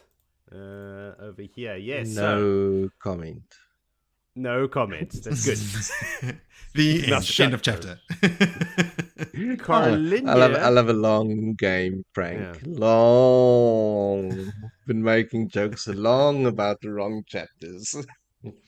Hey, man, like I said, this is why we were talking about 3 years when it's actually been 5 years. Because 5 years and no one has ever made this mistake. It's true. That's a good run. It's a good run. So, anyway, Delana leaves Egwene and her advisors before they reach camp, satisfied she's caught a bit of chaos. Okay. Carlinia suggests Delana may have been after strife. Yes, then as soon as she leaves, they have a chat about it. Like, all right, what was this woman up to? Because everybody's onto her. May have been after strife between the Ajah heads and the sitters, or between the different Ajahs. Egwene cautions Beonin to make sure no secrets escape to the tower during negotiations, of course, especially any confirmation on traveling, big one, or the ferret Aes Sedai that was sent to the White Tower. Oops, too late for that one. Egwene is willing for the negotiations to be a pretense, while she looks for other plans to remove Elida as Amarant's seat. Yeah, just shoot her in the head. A worker spills a grain sack, this is very nice, infested with weevils. Infestations in the grain and barrels of salted meat. There's all these barrels of salted meat lying around. Rotting has become common lately, even though all of the food should have been protected by a keeping. So the Dark One has his dirty little fingers in everywhere. She observes the many novices in the camp. 947, was it, Moritz? Question 87, there I think. on the 87. Dark One and the active dark powers working in the city of Tar Valon, because there was notes made. I can't remember whose perspective it was, where there's the rats and everything that's in the city now. And them being so close to the city that they are affected by the same sort of thing. Oh, interesting. Yeah. I don't see why it just couldn't be two different attacks. You make sense to defend a city wards for the Dark One, because, okay, this is our fixed location, but this is a traveling army, so... there are also plenty of Dark Friend channelers and Forsaken in this camp. Could also be just doing the same thing as what the Black Ajah are doing in the city. But you're right, like the city is also experiencing the failing wards, right? All over the shop. It's happening everywhere. Sure is. Everything is fucked. All right, so everything is fucked. Going back, she observes many novices in the camp, now organized into groups called families, yes, which has reduced the number of runaways since they have a group to associate with. That was that very old novice. What was her name? Sharina Meloy. Somebody got it written there. Yes, she's the one that came up with that. She's come out with a whole bunch of stuff, and the Aes Sedai are kind of like, hey, wait, that's a really good idea. Never mind. It's a great idea. Carry on. So she's just, doing what she needs to do. So she's great. The truth is, she just really remembers something that someone else did back then, and there's no one alive to remember it. And she's like, my ideas, I knew this would come along. So she came up with the whole family's idea. Yes. Apparently some other stuff, but since I didn't make notes of this chapter, I don't remember what stuff. So Egwene, before returning to her study and the pile of papers piled on it, she stops at the tent where anyone who can channel Earth is creating Quendiar. And I was like, oh yeah, here we go. Little foreshadowing. So they are extremely valuable, and they're now used to provide funds for the rebels. So they're making like little Quendiar cups and plates and all kinds of things that they're selling to make money. Which they're not very keen on. Like a lot of Aes Sedai, like we're not, merchants, but they understand the necessity for it. Man, those trinkets are making pretty tom. But now they're flooding the market, the value is going to go down. Yeah, Exactly. but it's like just bump and dump, baby. Bump and dump. Bump and dump. They should launch a meme coin. Nicola is there. Oh, our fun friend Nicola. But has to leave for a class, and Arena follows her out. Nicola has been foretelling many events. Arena's just like on her heels all the time. Nobody likes those two. And many events, lots of foretelling, but everyone's kind of like, I don't know how much of this is actually a foretelling, what's real and what's not, because it's like every second day she's coming out with something. But there's some nuggets of truth in there. It's super. There's a lot of nuggets of truth in the shit that she's spewing out. But I wouldn't say a lot. There is some, because she actually truly has the talent for foretelling. Yes. Well, if you spewing out 10 times a day, and there's one nugget, it's like, but you do it every day. It's like one nugget a day, because by the sounds of it, she's spewing it out like on the hour, every hour. Yeah, it's multiple times a day. or twice a day or once every 2 days. She's doing it way too much. We know characters in the books that have the foretelling. Elida, for one, has one foretelling, or maybe two in the whole series. Like this is not a daily thing. Yeah, she has the one about Andor being important, and then this most recent one. Yes. Now, the one thing that they say is one of these crazy things that Nicola has come up with is a captured Amyrlin. That happens. So that was a true foretelling. But the thing that everyone can notice is that every second foretelling that Nicola has involves some kind of rationale for her classes and her learning being sped up so that she can be progressed faster. Yes. So that's why virtually everything she says is bullshit. They also say that Nicola is smart enough to know that she's not supposed to remember what her foretellings are after she's had them, and that's why conveniently Irena is always following around and relaying what Nicola has said was a foretelling. So everyone sees straight through it, like they're clumsy in their subterfuge. And so lame. Like so obvious. They are the worst. It's just not so lame. No. Now she's also been caught eavesdropping and trying to learn things that are above a novice level. So we get what you're doing, girl. Stop it. So Gwen thinks to herself, she's actually sorry, Joe. She's shocked when she realizes that she regrets not letting Swan have Nicola and Irena killed. Yeah, and that was a pretty dark thought there. Yeah. And she catches herself and she goes, "Whoa!" That. But she had the thought. But she doesn't regret the thought. She just realizes that, hey, man, leaders sometimes have to do some nasty things. The lines are hard. Is those headaches that the Lima soothing starting to maybe. It's a very dark thought. Like, it would have been easier to have this woman that can channel and foretell just killed back then I didn't have this problem to deal with now, because she knows a little bit of something. It is pretty handy that she has foretelling. It's good to have one of those. Although Egwene is a dreamer. Yeah. There's more of that. Anyway. Yeah. So we're still in the tent. There's a whole bunch of stuff going on here. There's a Kyron Stang and Bodwin, Cawthon, good Bodwin, and of course Leanne, are the best at making Quendiar after Egwene, and Egwene has a little plan for those who are the fastest. But only Leanne has enough practice, so the plan will have to wait a bit yet.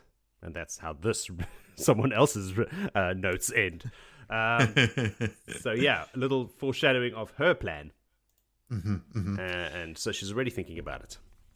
Which a first-time reader would not be aware of, right? So all of this would seem incredibly mundane, right? Like all this, like, oh, they're making stuff and talking about people being able to do it. Like, this is a part of the story that, without knowing the outcome, would be dead boring. No wonder we thought this, right? Like, we have the luxury of knowing where Egwene is going with this Quendiar plan, the significance of the chain, how fast the ships are coming in with troops and stuff. Like, we do know that significance. But when you read this the first time, it's just like, okay, I guess that's how they make their money. I do remember something from reading this chapter, specifically about the weaves and making Quendiar and stuff, that everyone's doing it really slow. So it's like a weave that you set, and you just have to hold it.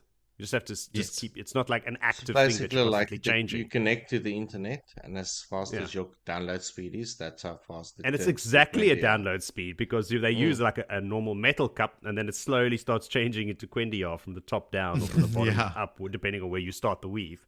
And then they mention how that Egwene can do it instantaneously.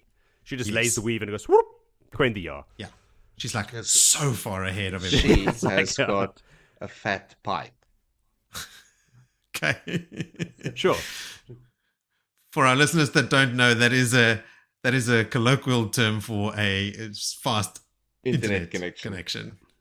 So she has like the others are like doing the Quendiar cups, and they like have to stop halfway after an hour because they have to leave and go do other stuff. So they just throw it in a bucket, and somebody else has to come in and finish it. So it could take hours to do like a goblet or something. Yeah. Whereas Egwene is just like... You must just know that those things that get, downloaded over multiple sessions through multiple connections, there's always something missing. It never works quite right.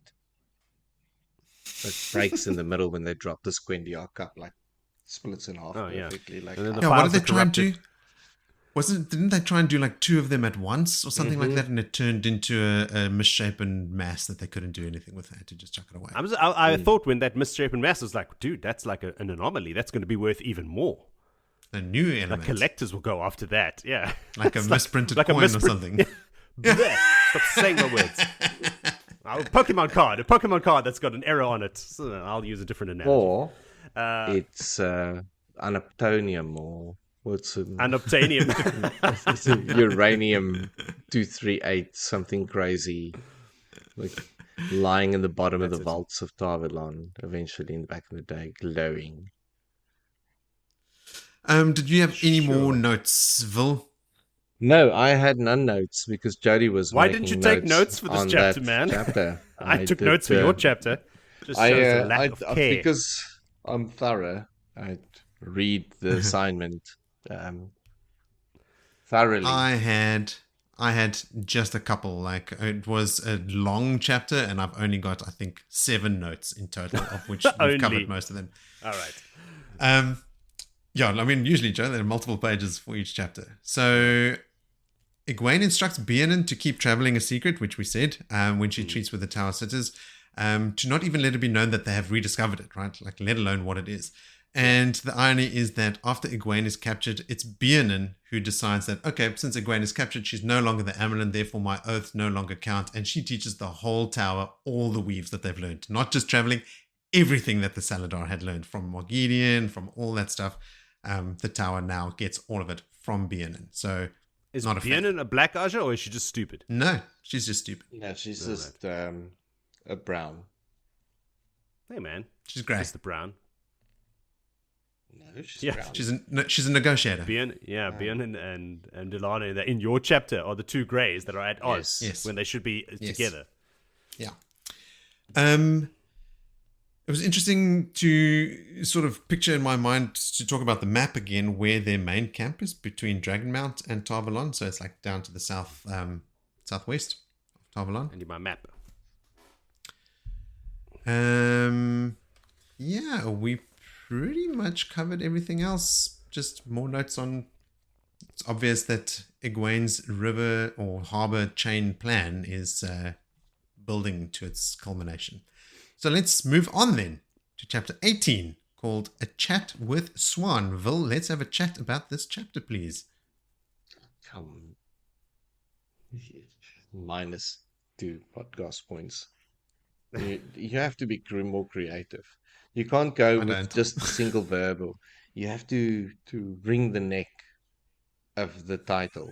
Lots of neck wringing in Villies. I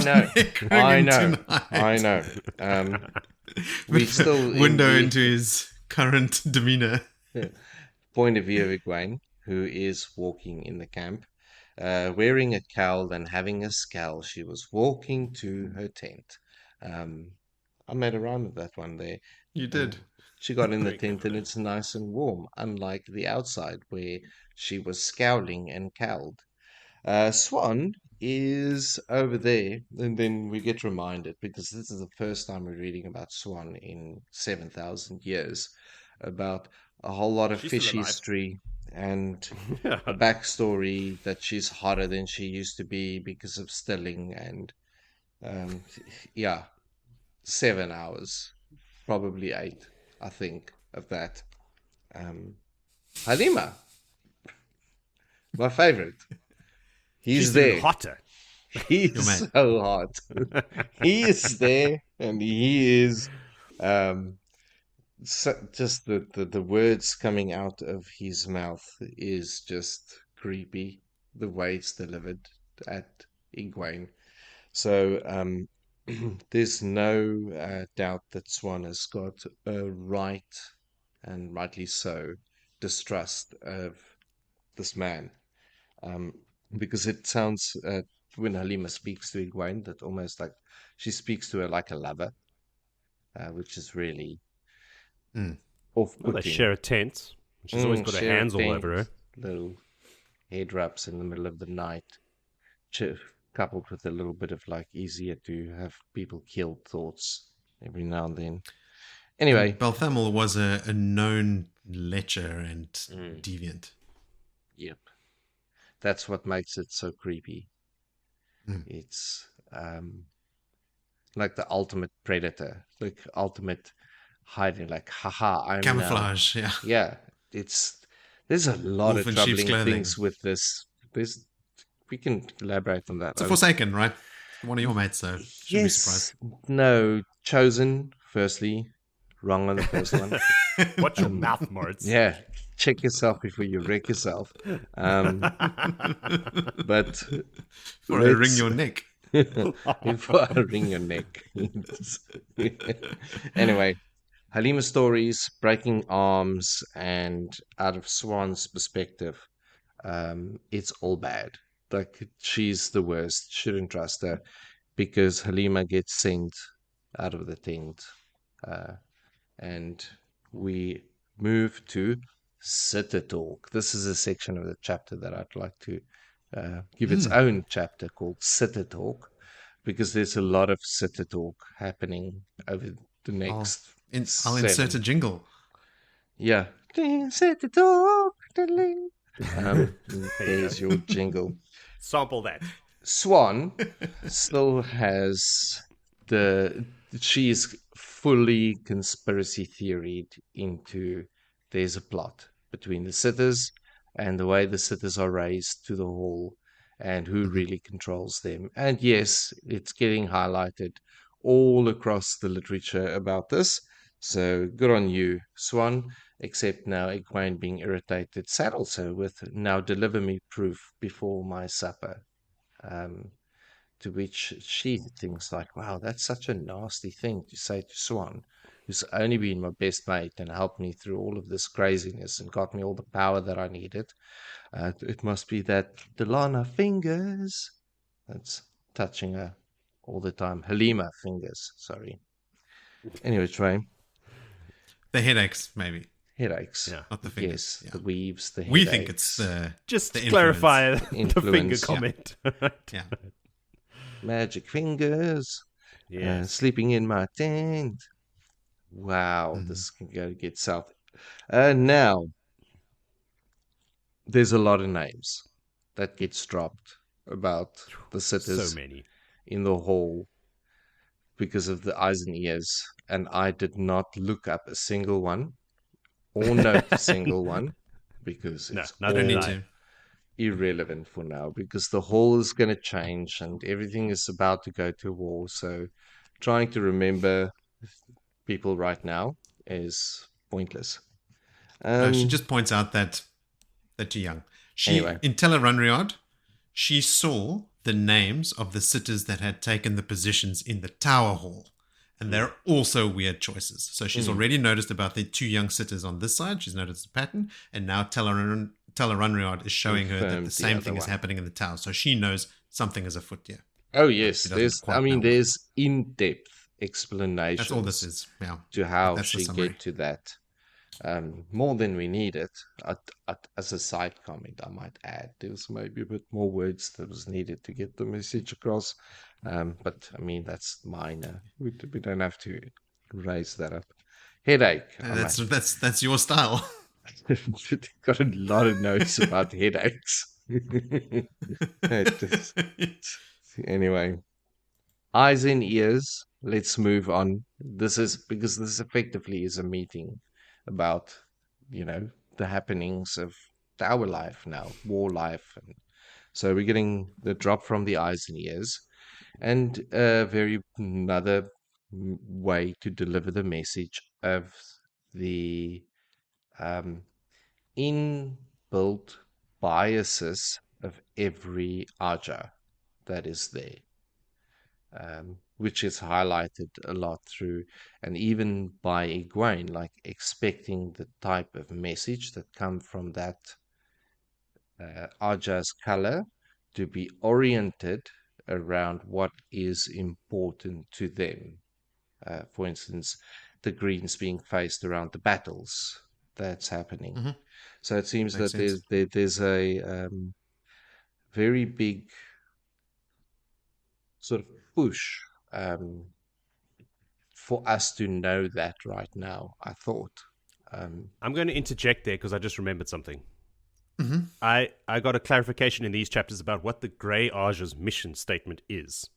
Like, we always just go, oh, Greys are the negotiators, but that's a tool they use to achieve their goal, which is to end strife. That's their mission statement. Right. Oh, so And I was they like, UNICEF. Ah. Sure.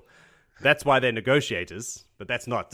That's just one of the tools that they use to end strife, is their thing. Anyway, Cool.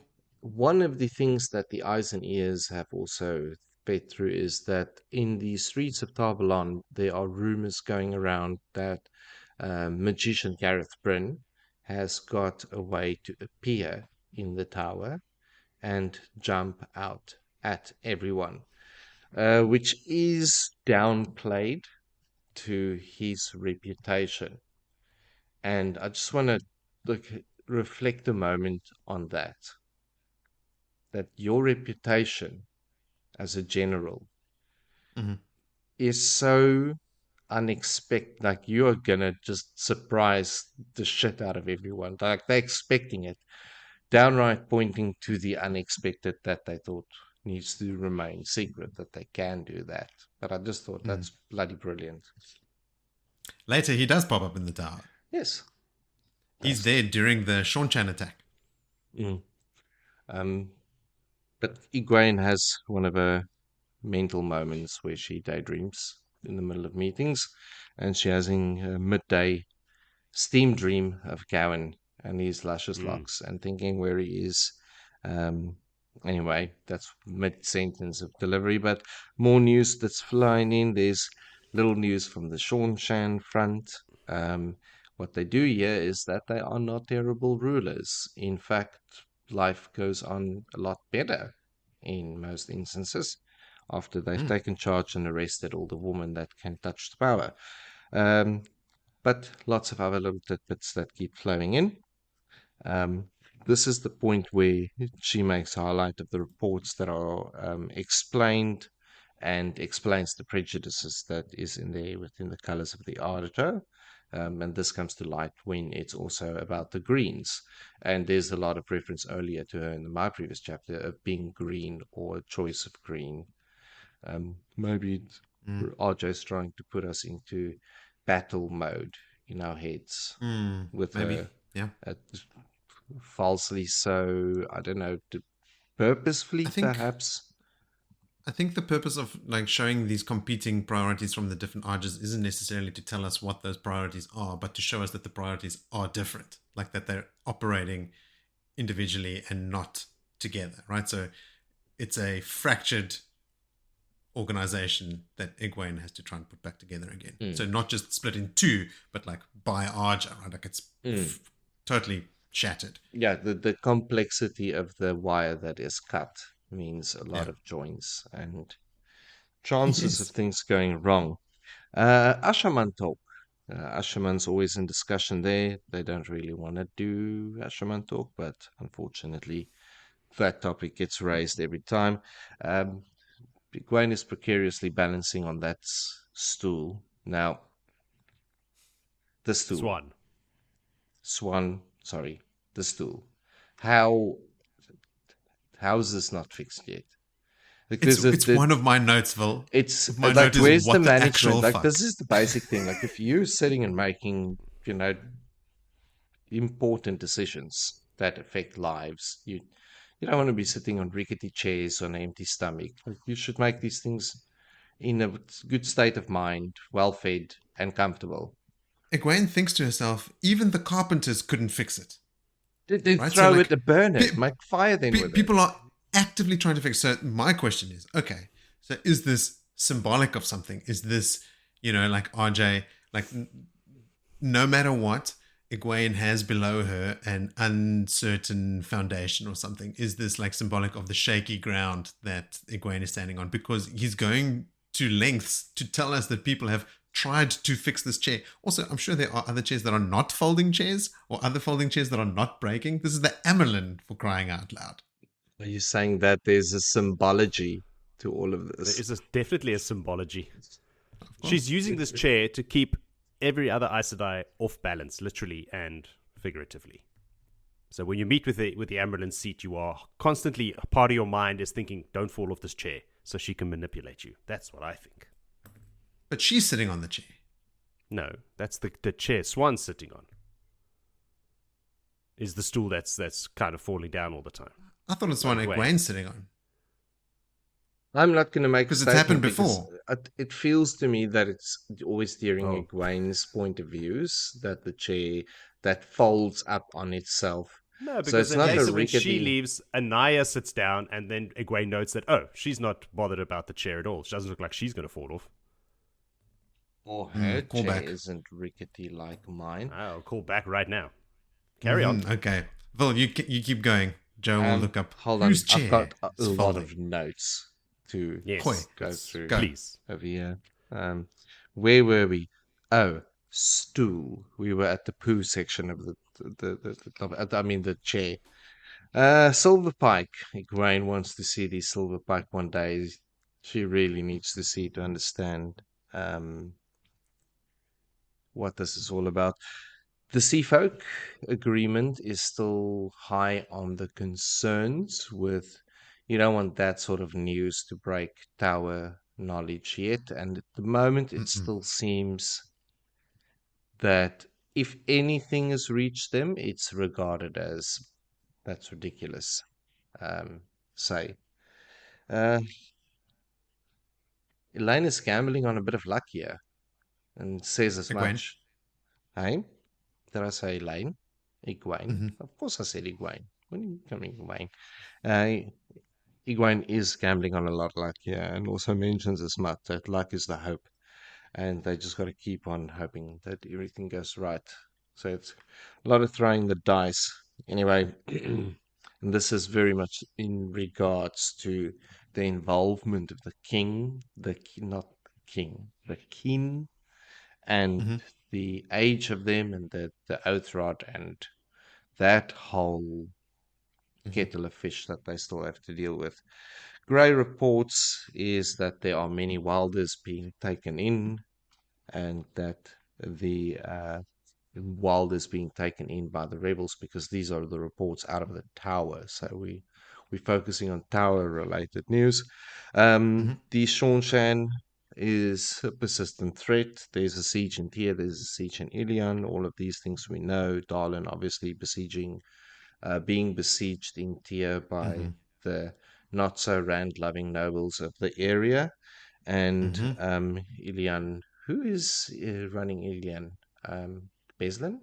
No, didn't he leave the chief of the merchants? Talmanes? No, Talmanes is in Mirandi after leaving Egwene's army. Beslin is in Ibudar.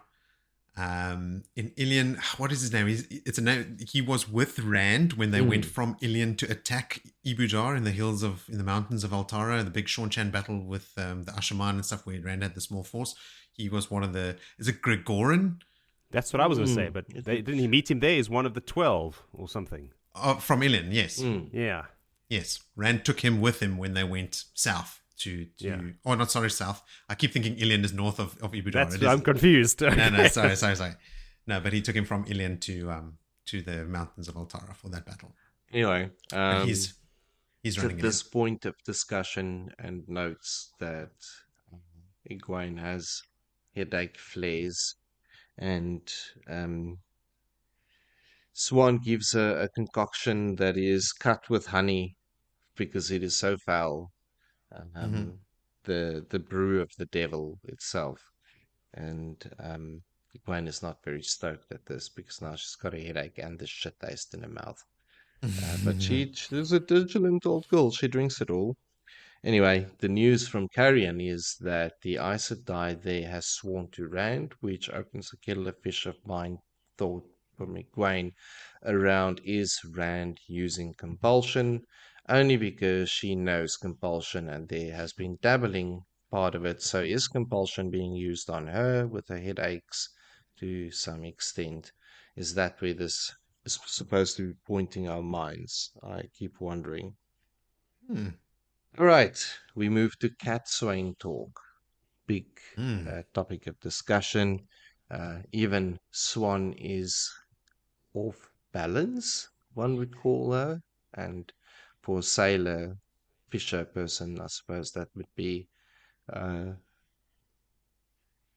apt description of where she's at right now, because that even scares her. She doesn't know if Cat Swain is a dark friend. Do we know Cat Swain is not a dark friend? Pretty sure she's not, right? Like, she's not written to be one. No. Min tells Rand he needs her and stuff, like there's... Min also told Rand he needs to die and he needs to cut off his arm. And, I mean, these aren't nice things. He needs a dark friend who could guide him in the right direction. But don't read too much into what Swan is saying here, because they just don't know what Cat Swain's motives are. Wringing their neck out of this chapter. So everything's open. No. Okay. I'm not going to dwell on it any longer then.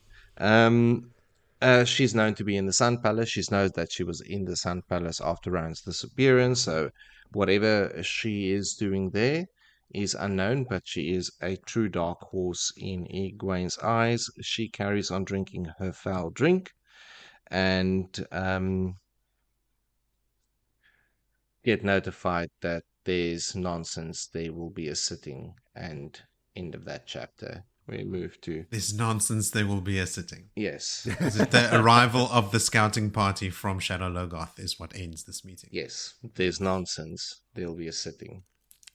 This is big news. I know, I have big news. Building something up for Jody's one chapter that he prepped for. Like, you can go like, oh, nonsense. Hey, man, I've been doing some research in the background. Yeah, I've also come back from my scouting trip regarding the chairs and stools. They're all fucked. All of us are correct. Egwene, when she leans back, she automatically grabs the leg that normally folds away. Okay, that's true. And then it says, no sooner did Swan depart than Anaya tossed back her cloak, settling on the stool Swan had vacated. It did not seem to lurch under her, even uneven legs or no. So it's like everywhere, all the chairs are shit. Yeah. But surely there's more chairs that they can get. Build a new chair. And also, these carpenters, they need to be fired, right? No. Maybe, like, that's the Dark One's touch. It's like the weevils in the food. That's exactly what I'm going to say. It's like these chairs as well. What? It was in that 70s show when Red quits his job or the plant closes down. So he starts like taking care of shit at home. So the table's not straight. So he saws off a bit of the one leg. And by the end of the show, the fucking table's like down at the ground. That's what's happening with that chair. Do a rewatch. Okay, Joseph, did you have any notes relating to anything other than chairs? No, that's about it. Halima, like, everyone's noticing Halima's attitude going, that mouth's going to get her into trouble. Mm-hmm. Yes, and she's like, well, fine, if you don't want me to stay, I suppose I'll leave then. And then just throw a little immediately the headache weave. Starts. Yeah, a little headache weave in your direction. Cheers. Sucks.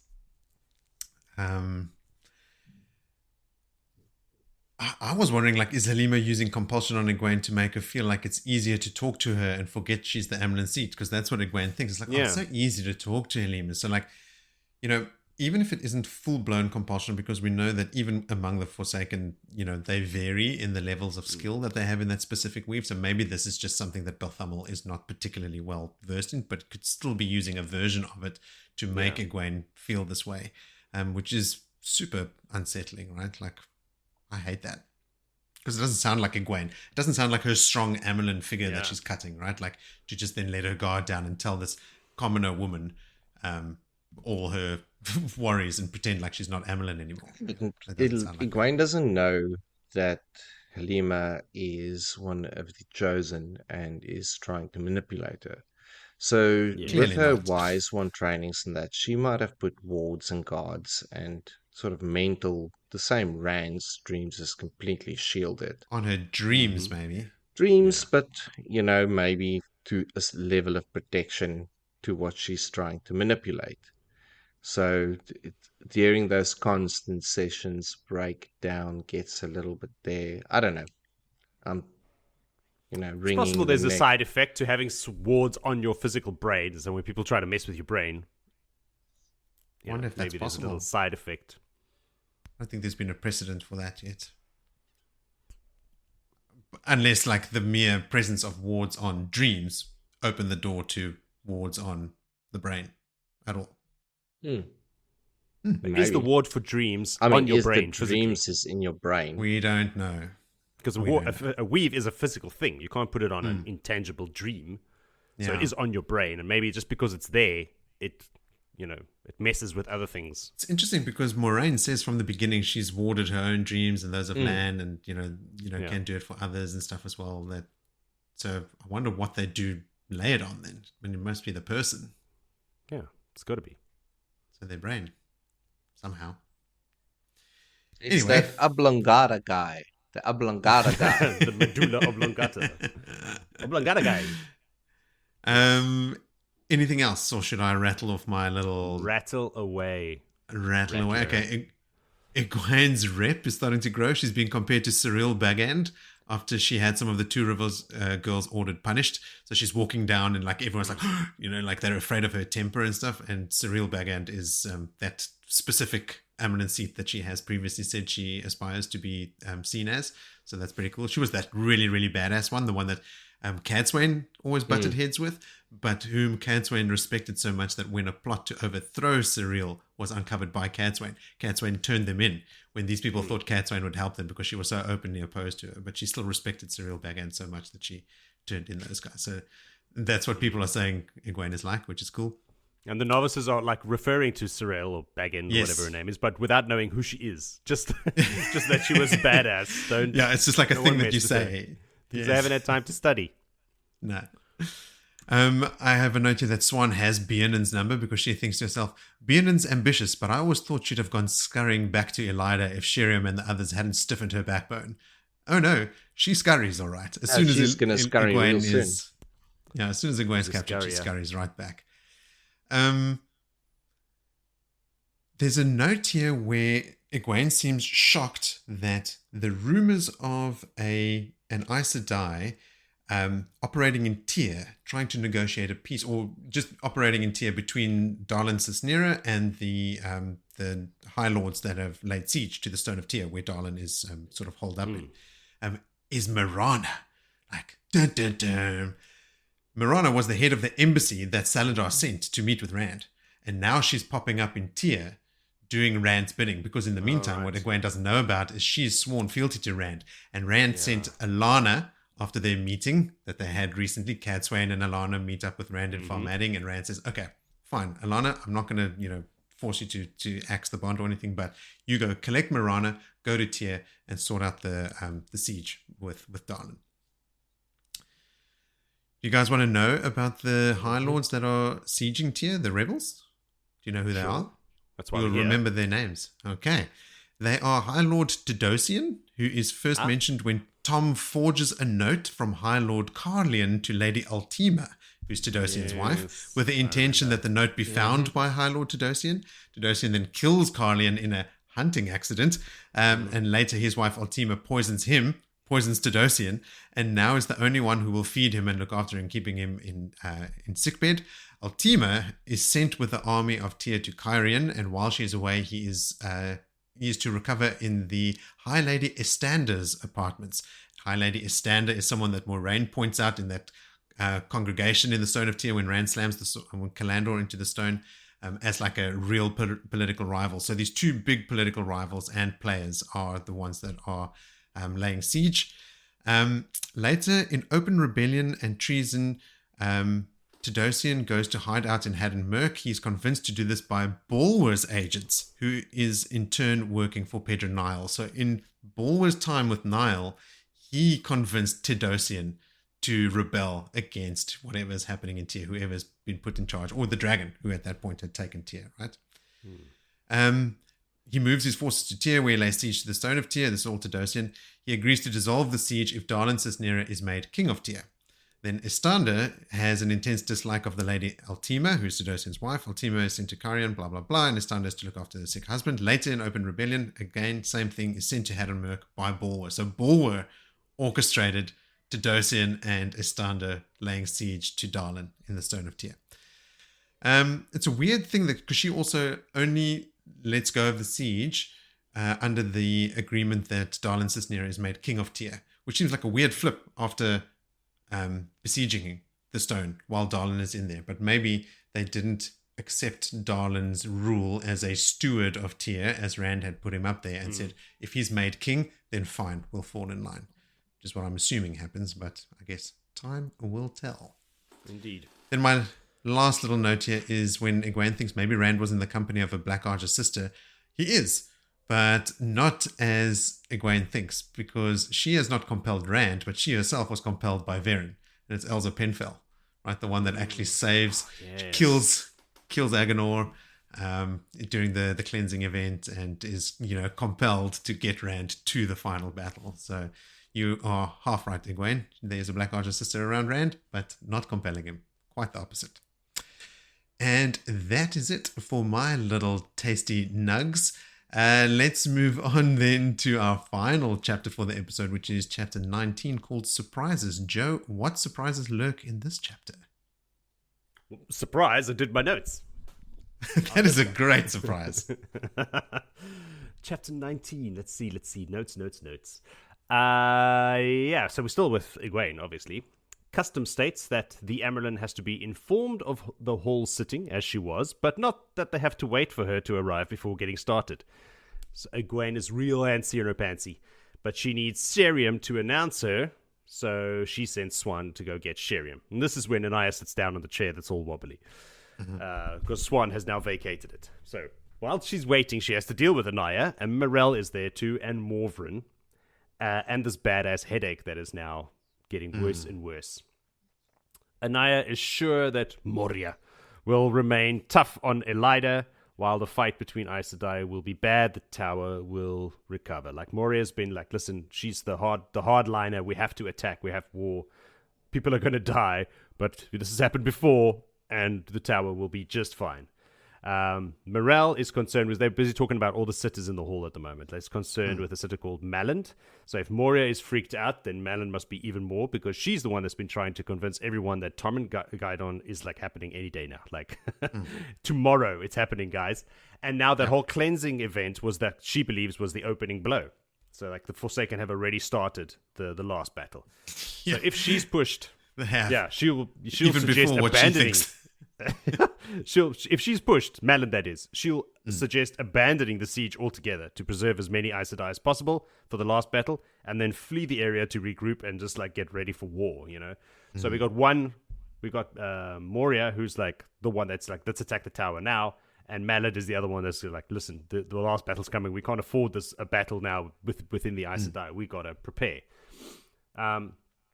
So Morvran's position, she's the one in the tent. It's hard to keep track. They talk. These Aes Sedai talking about other Aes Sedai. Me talking about them. Morvran's position is that they don't have enough evidence to make any kind of informed decision. She must be a White Ajah. She's my kind of Aes Sedai. Like, come sit on my fence, dear. I've left a spot open for you. She's a good fence sitter.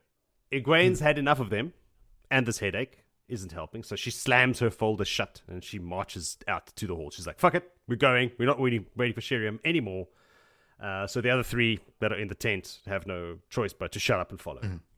Then there's 10 pages of Egwene walking through the camp and waiting outside the hall / tent for Sheriam, thinking many thinky things.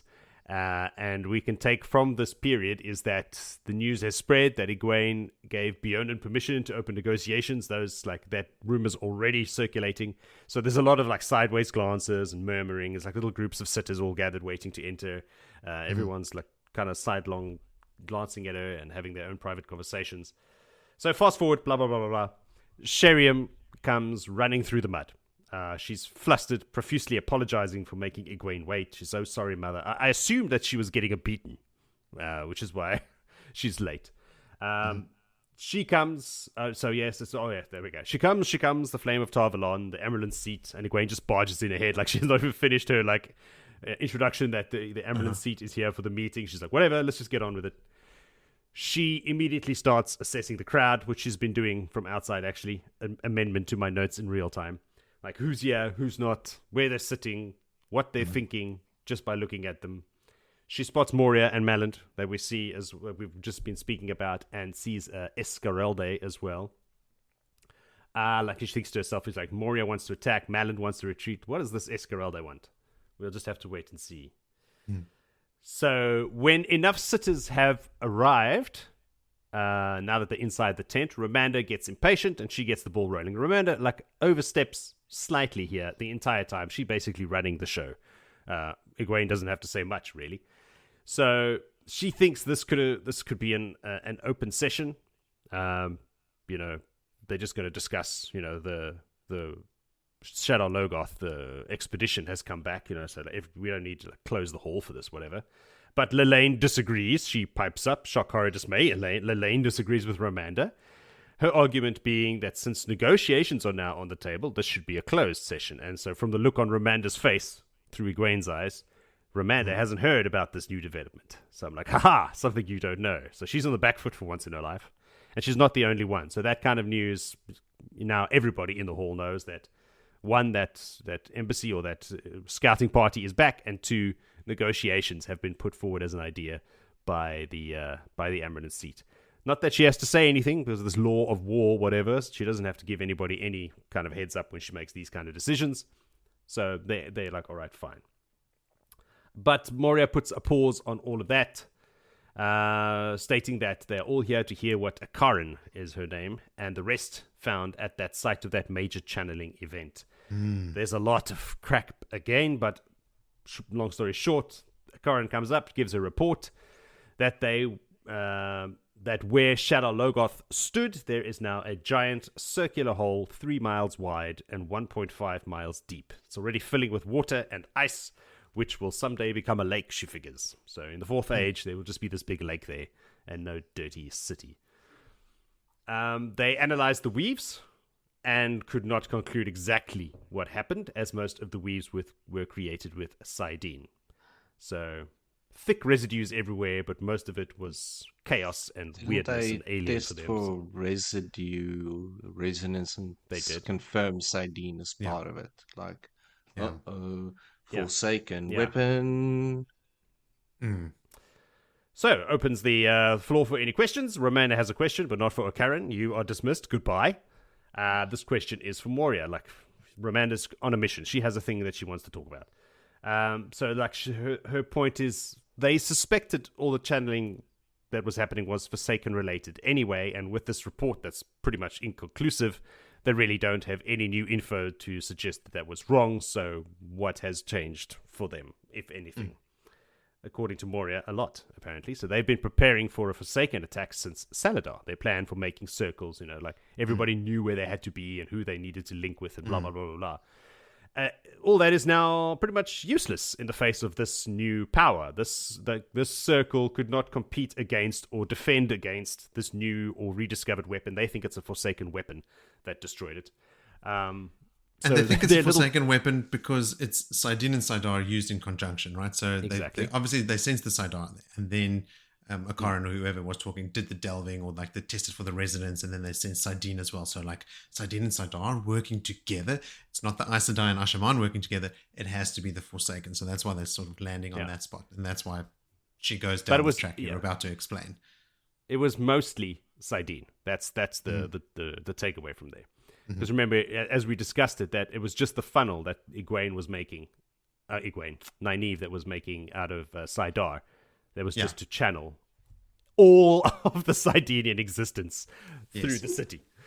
So, long story short, this is way beyond any little 13 member circle that we, this is going to be nothing. That's a drip in the pond. We need a new plan. So, Moria passes the mic to Escaralde. So when she walked in, Egwene, saw those three, and here's Escaralda. They've all been working together. They've been chatting behind closed doors. So Escaralda has a plan, and it is She's done a lot of research. Just a little backstory. This is not just coming out of nowhere. She must be a Brown. Didn't check that, but I assume so. She's been in the Tower Library for 1,000 years. And she's been reading about things in the Age of Legends. And the only way to make their circles even bigger is to invite men who can channel into their circles. They need to ally with the Black Tower. And there's dun dun dun. Everybody collectively loses their minds. Especially Sheriam. Like, fucking keep it together, Sheriam. She's really breaking, eh? She's breaking. She's openly weeping. She's screaming, "This is madness!" Blah. Losing it. Egwene's like, "Hey, man, keep it together, woman. You're making us look bad." Yeah. I don't think she's overcompensating. I just think this constant berating and beatings and because she's Black Ajah, like, screw you, but she's kind of breaking. Yeah. She can't. She's not an act. Look, if this comes to pass, if the Aes Sedai do work out some kind of alliance with the Ashaman and they do become more powerful because of it, that is a blow to the Shadow, right? So she can't have this happen for her cause. So Magla just gets mad. She's another sitter there. Suggesting that Moria is a dark friend for even suggesting it. And this pisses off Moria. Like, Magla gets up out of her chair and walks across, like, with her fists balled, ready to punch her in the face. But luckily, Egwene whips out the old loudspeaker weave and tells everyone to shut up before Magla breaks Moria's nose. Wasn't supposed to be used in a tent, so everyone's kind of deaf for a moment. But she makes her point. And she's like, "Listen here, a proposal has been laid before the hall. We need to talk about it and then vote about it." So Egwene asks Moria how she stands on the subject. And despite clear rules about filibustering in the hall, she does go off on a tangent. It's too late. Her point is, like, it's too late to do anything about the Black Tower. They are too many already. We should have done something about them long, long ago. And we didn't. So they are there and they are not going anywhere. And with this new Forsaken weapon, they're going to need all the help they can get. Like, make a deal with the devil if you have to. Even Romanda sees the logic in their plan. She's like whispering to herself as well. And everybody's looking at her going like, what? She seems to be on board. Egwene then opens the floor to those who are against the plan, which you can imagine there are quite a few of those. Magla, of course, still balling her fists, ready for her fisticuffs. Faisal, Varilyn, Saroya, and Takima all speak or shout in this case. That they will, like Takima especially, it's like, she will not. End of story. Doesn't matter what you're going to say. This is we're going to be judged by Aes Sedai, who are dead 3,000 years if we make a deal with these guys, with men who can channel. So with the arguments for and against heard, it's voting time. So who stands for an alliance with the Black Tower? The results are shocking. Alliances within Ajahs are broken. Sitters vote across party lines. Even Romanda and Lelaine stand up in favor of this. So in the end, they get the lesser consensus to agree, which is all they need. But Egwene and Protocol, for the sake of unity, asks for the greater consensus. But of course, there's a snowball's chance in hell that ever happening. This is where Takima's like, no, we can negotiate this for the rest of our lives. I'm going to say no. So they're like, fine, whatever. We've got the consensus we need. We're going to go ahead with this. Egwene at this point breaks protocol again to ask if anybody wants to resign over this here in the hall. Anybody want to give up their seat? Amazing. Everyone's like, what? But no one takes up on the offer.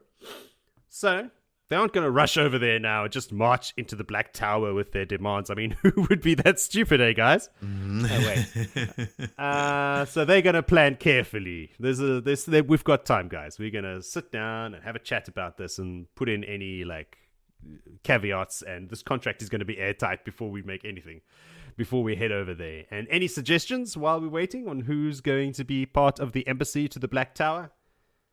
Crickets. That's who. Absolutely no one. No one's jumping up for that. And that's how the chapter ends. Bet. Cool. A bit of drama in that one. That was cool stuff. Yeah. I only have 3 notes from the whole chapter, but I really enjoyed it. Yes, me too. There was a lot of, when she's walking to the hall or the tent, she's like, there's lots of descriptions about patches of snow and patches of mud, and they're talking about building bridges. so people don't have to walk in it. But then Bridges would suggest permanency to this camp. But a lot of that. Once you get past that, and once they get inside the tent, there's lots of Aes Sedai names being thrown around. But yeah, shit gets real.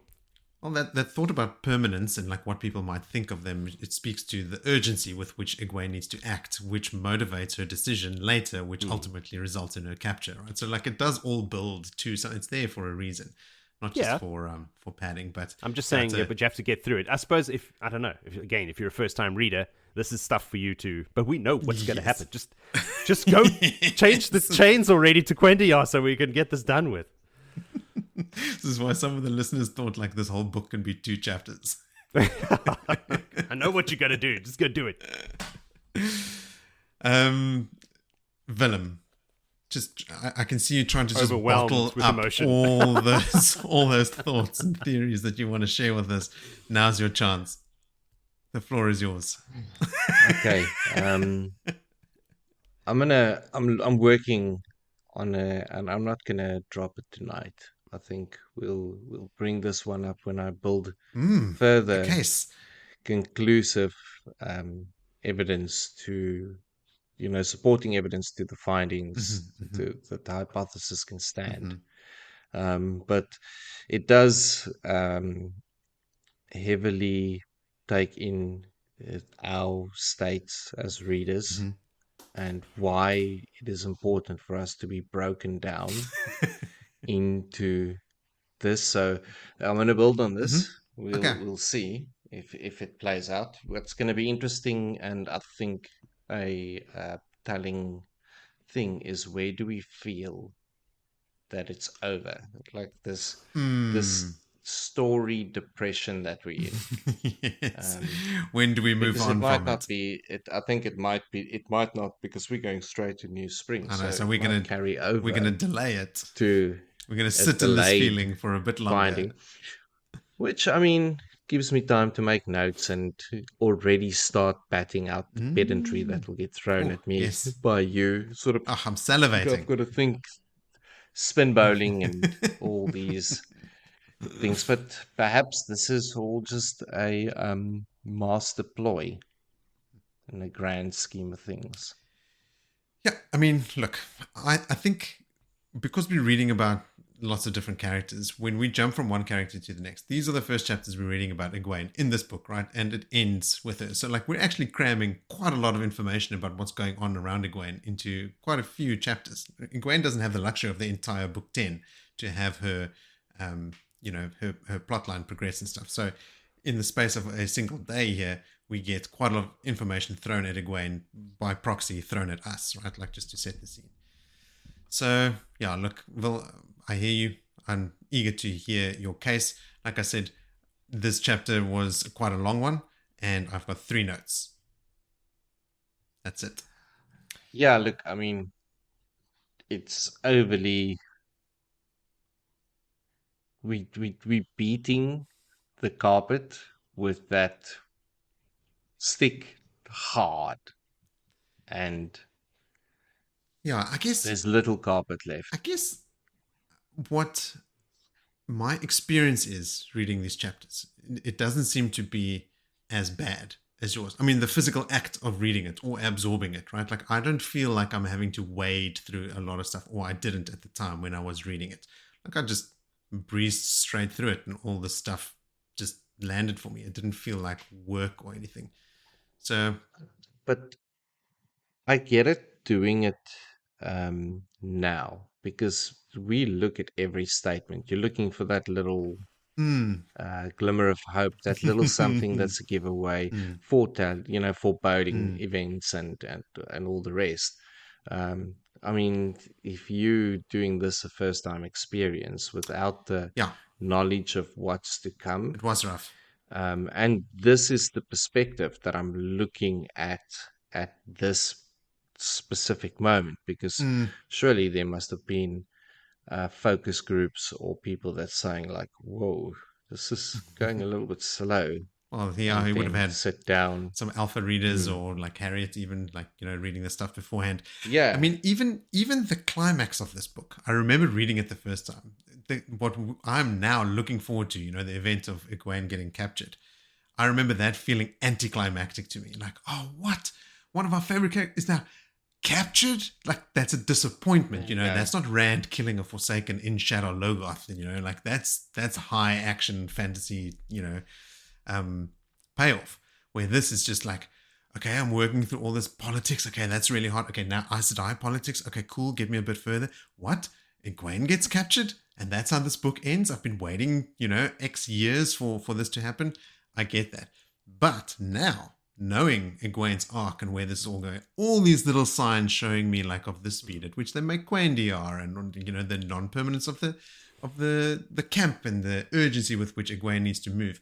To me, all these things are now, I know the light at the end of the tunnel. So this stuff actually gets me excited instead of getting me down.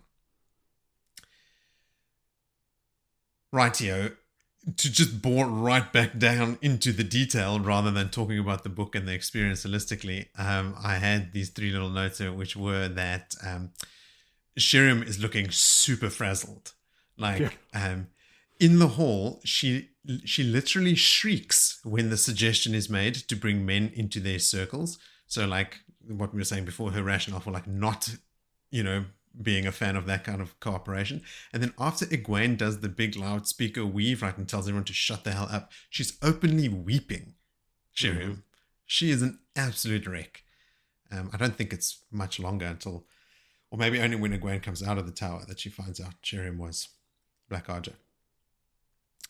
I'd also not previously given as much notice to how many people fear this quote-unquote weapon they think was deployed at Shadar Logoth. So it's like a major talking point. Like it drives character actions and stuff. Like, I guess when we read about the battles and what the Aes Sedai are doing, the biggest sort of attacks that they do are with like bolts of lightning or fireballs. And it doesn't really erupting earth, sometimes. But Moiraine was a particularly strong channeler, and that's something that she used in the early books. So, you forget that just because they can do magic, they can't stand up on a hill and just decimate an entire army. Where this weave that they have now seen at Shadar Logoth is a big deal because it is like their version of a nuke, right? Like it is, oh shit, the Forsaken have nuclear weapons and we don't. What the hell are we going to do? So yeah, it's a much bigger deal and it's standing out a lot more to me now this time around, because in the past I would have been like, I know what it was. I mean, these guys are idiots for not knowing. But now like seeing it from their point of view, it makes a bigger impact. They are being a little bit idiotic, because if you think like if the Forsaken had a weapon like this, why would they use it on Shadar Logoth? And not you. On Cable. Yeah, there's not logic on the White Tower applied there. Like, yeah. Yeah, but I mean, they're just scared. They can't explain it. Yeah, but they're Aes Sedai. I think it's everything here is written with a conscious awareness of states of minds and from points of view that are affected by these things, right? So like a lot of unreliable narrator type points of view. That's it. That's all my notes. I had one more about just like laughing at Egwene's comment about like, so anybody willing to vacate their chair over this? Just like turning the knife again. This relates to my favorite moment. So let's see. Did you guys remember to pick a favorite moment? Jody? Sort of. I honestly didn't, because there was like... This is Willie's favorite moment right now. Mine's also a cheat. If it is, I think it would be the third favorite moment of Willie's when the chapter ends, or when the passage ends. This season. No, my favorite moment is Jody not remembering to do the correct chapter. And it's a good one. Fulfilling me a lifelong dream of me trying to trick him into thinking he had a chapter by him actually. That's true. Willie has been trying for so long. And it feels like this has been the best long play game. Long con. This has been a setup. Yeah, 10 books in the making. Yes, Robert Jordan would be proud, Willie. Yeah, I know. I 5 years in the making of me. All right, good one, Willie. Really stretching the boundaries of what the intention of this segment is. It's, Hey man, there's no clear rules was about a what favorite moment. No, favorite the moments pattern are. is unraveling. Joseph, what's your favorite moment that you thought of in the last 1.5 5 minutes? You know me so well. The alliance with the Black Tower, like the decision to do that, because I love the Asherman. I love the Asherman, and yeah, half of them are evil sons of bitches who will kill you in an instant. So this is going to be interesting. I don't remember this being discussed at all, or even if they go through with it. I do know that the Asherman are fighting in the last battle, so I don't know what happens between now and then. So I'm keen to see how this plays It'll be out. like reading it the first time. Exactly. It's pretty cool how like the Aes Sedai avoidance of Asherman is like, oh no, they're channeling Sidon, they're going to go crazy. And Rand just cleansed it. So whatever mental state the Asherman are in right now, that's how they will remain. So these Aes Sedai that are so afraid, and like Ramonda and Lelaine actually agreeing, right? Like that's shocking because of all the hard work we had to do listening to how they disagree all the time in all the other books, right? And in all the previous chapters. So that stuff is coming out to play now. Yeah, and just like you said, Joe, like how they're voting across party lines, right? Like different cities from the same Ajahs are voting differently. And it just shows you like how foundational this fear is. It's not because of political maneuvering or the opinion of a specific Ajah. Like every single person has their own level of fear of dealing with these men who can channel, who ironically have now been spared the madness, thanks to Rand. My favorite moment is a bit of a cheat because it's kind of vague and it's about all the chapters, and it's basically just Egwene being in charge and not being manipulated by anyone anymore. Not Swan, not Ramonda and Lelaine, not having to like sit and like bear, like, you know, just like grin and bear it, you know, like having to like put up with it. She's straight through Delana. She knows exactly what she's doing. She knows exactly what her advisors are doing. She knows exactly how to deal with the Hall. Making her voice big, you know, making that statement about them, like, do you want to leave your chair? She is just large and in charge, and everyone now knows it. Like, okay, Cyril Bagand is walking the streets of this camp, and she is fucking calling the shots. It's just super cool. Where's that balloon that I'm about to pop? Okay. Halima! Ooh, yeah, I mean, that is an obvious... There's some major manipulation going on of Egwene right now by one of the Forsaken. Well, she's not acting on anything. Halima's not manipulating her. Halima's trying to extract information. But I don't know. Has she made her do anything yet? I mean, has she influenced any of her decisions? Yeah, she's extracting information. She's manipulating her through headaches and... I guess to share, yes. To get information. So she is being played. It's true. In one sense. But not by the Aes Sedai anymore. I get your point. And it's not a level playing field. It's like the Forsaken in disguise who can channel around her without being noticed, right? Like ultimate cheat card. No honorable mentions from me, so I will now say to our listeners, send us your favorite moments, your thoughts, your theories, opinions, answers to the many open-ended questions we throw out there, and importantly, also corrections to all our missteps. Feel free to be as pedantic as I am, especially with all the bullshit that I spew on this podcast. Please keep me honest. You can do this using any of the social media links in the episode description. One of those links is to our website, bloodandashespodcast.com, and there you can leave a text message or even better, a voice message, which we can play on the show. Once you've done that and also left a review or rating of our podcast on your favorite podcast app, you can get yourself ready for next time on Blood and Ashes, where we will cover chapters 20 through 24. 5 chapters with a little Mo chapter thrown in the middle there. Let me just go double check which ones are mine. Yours are chapter... Okay, so the chapter 20 is called In the Night. That's Villy. Chapter 21 is A Mark. Joe, don't be a mark. And remember which chapters are yours. 21. Chapter 22 is One Answer. That's mine. And then 23 is Ornaments, which I'm guessing will be Cadswainville. And then chapter 24 is A Strengthening Storm, Jody, and that will mark the third last episode of Crossroads of Twilight. So guys, not much longer to go, and we'll be there. Ready to move back in time to a new spring.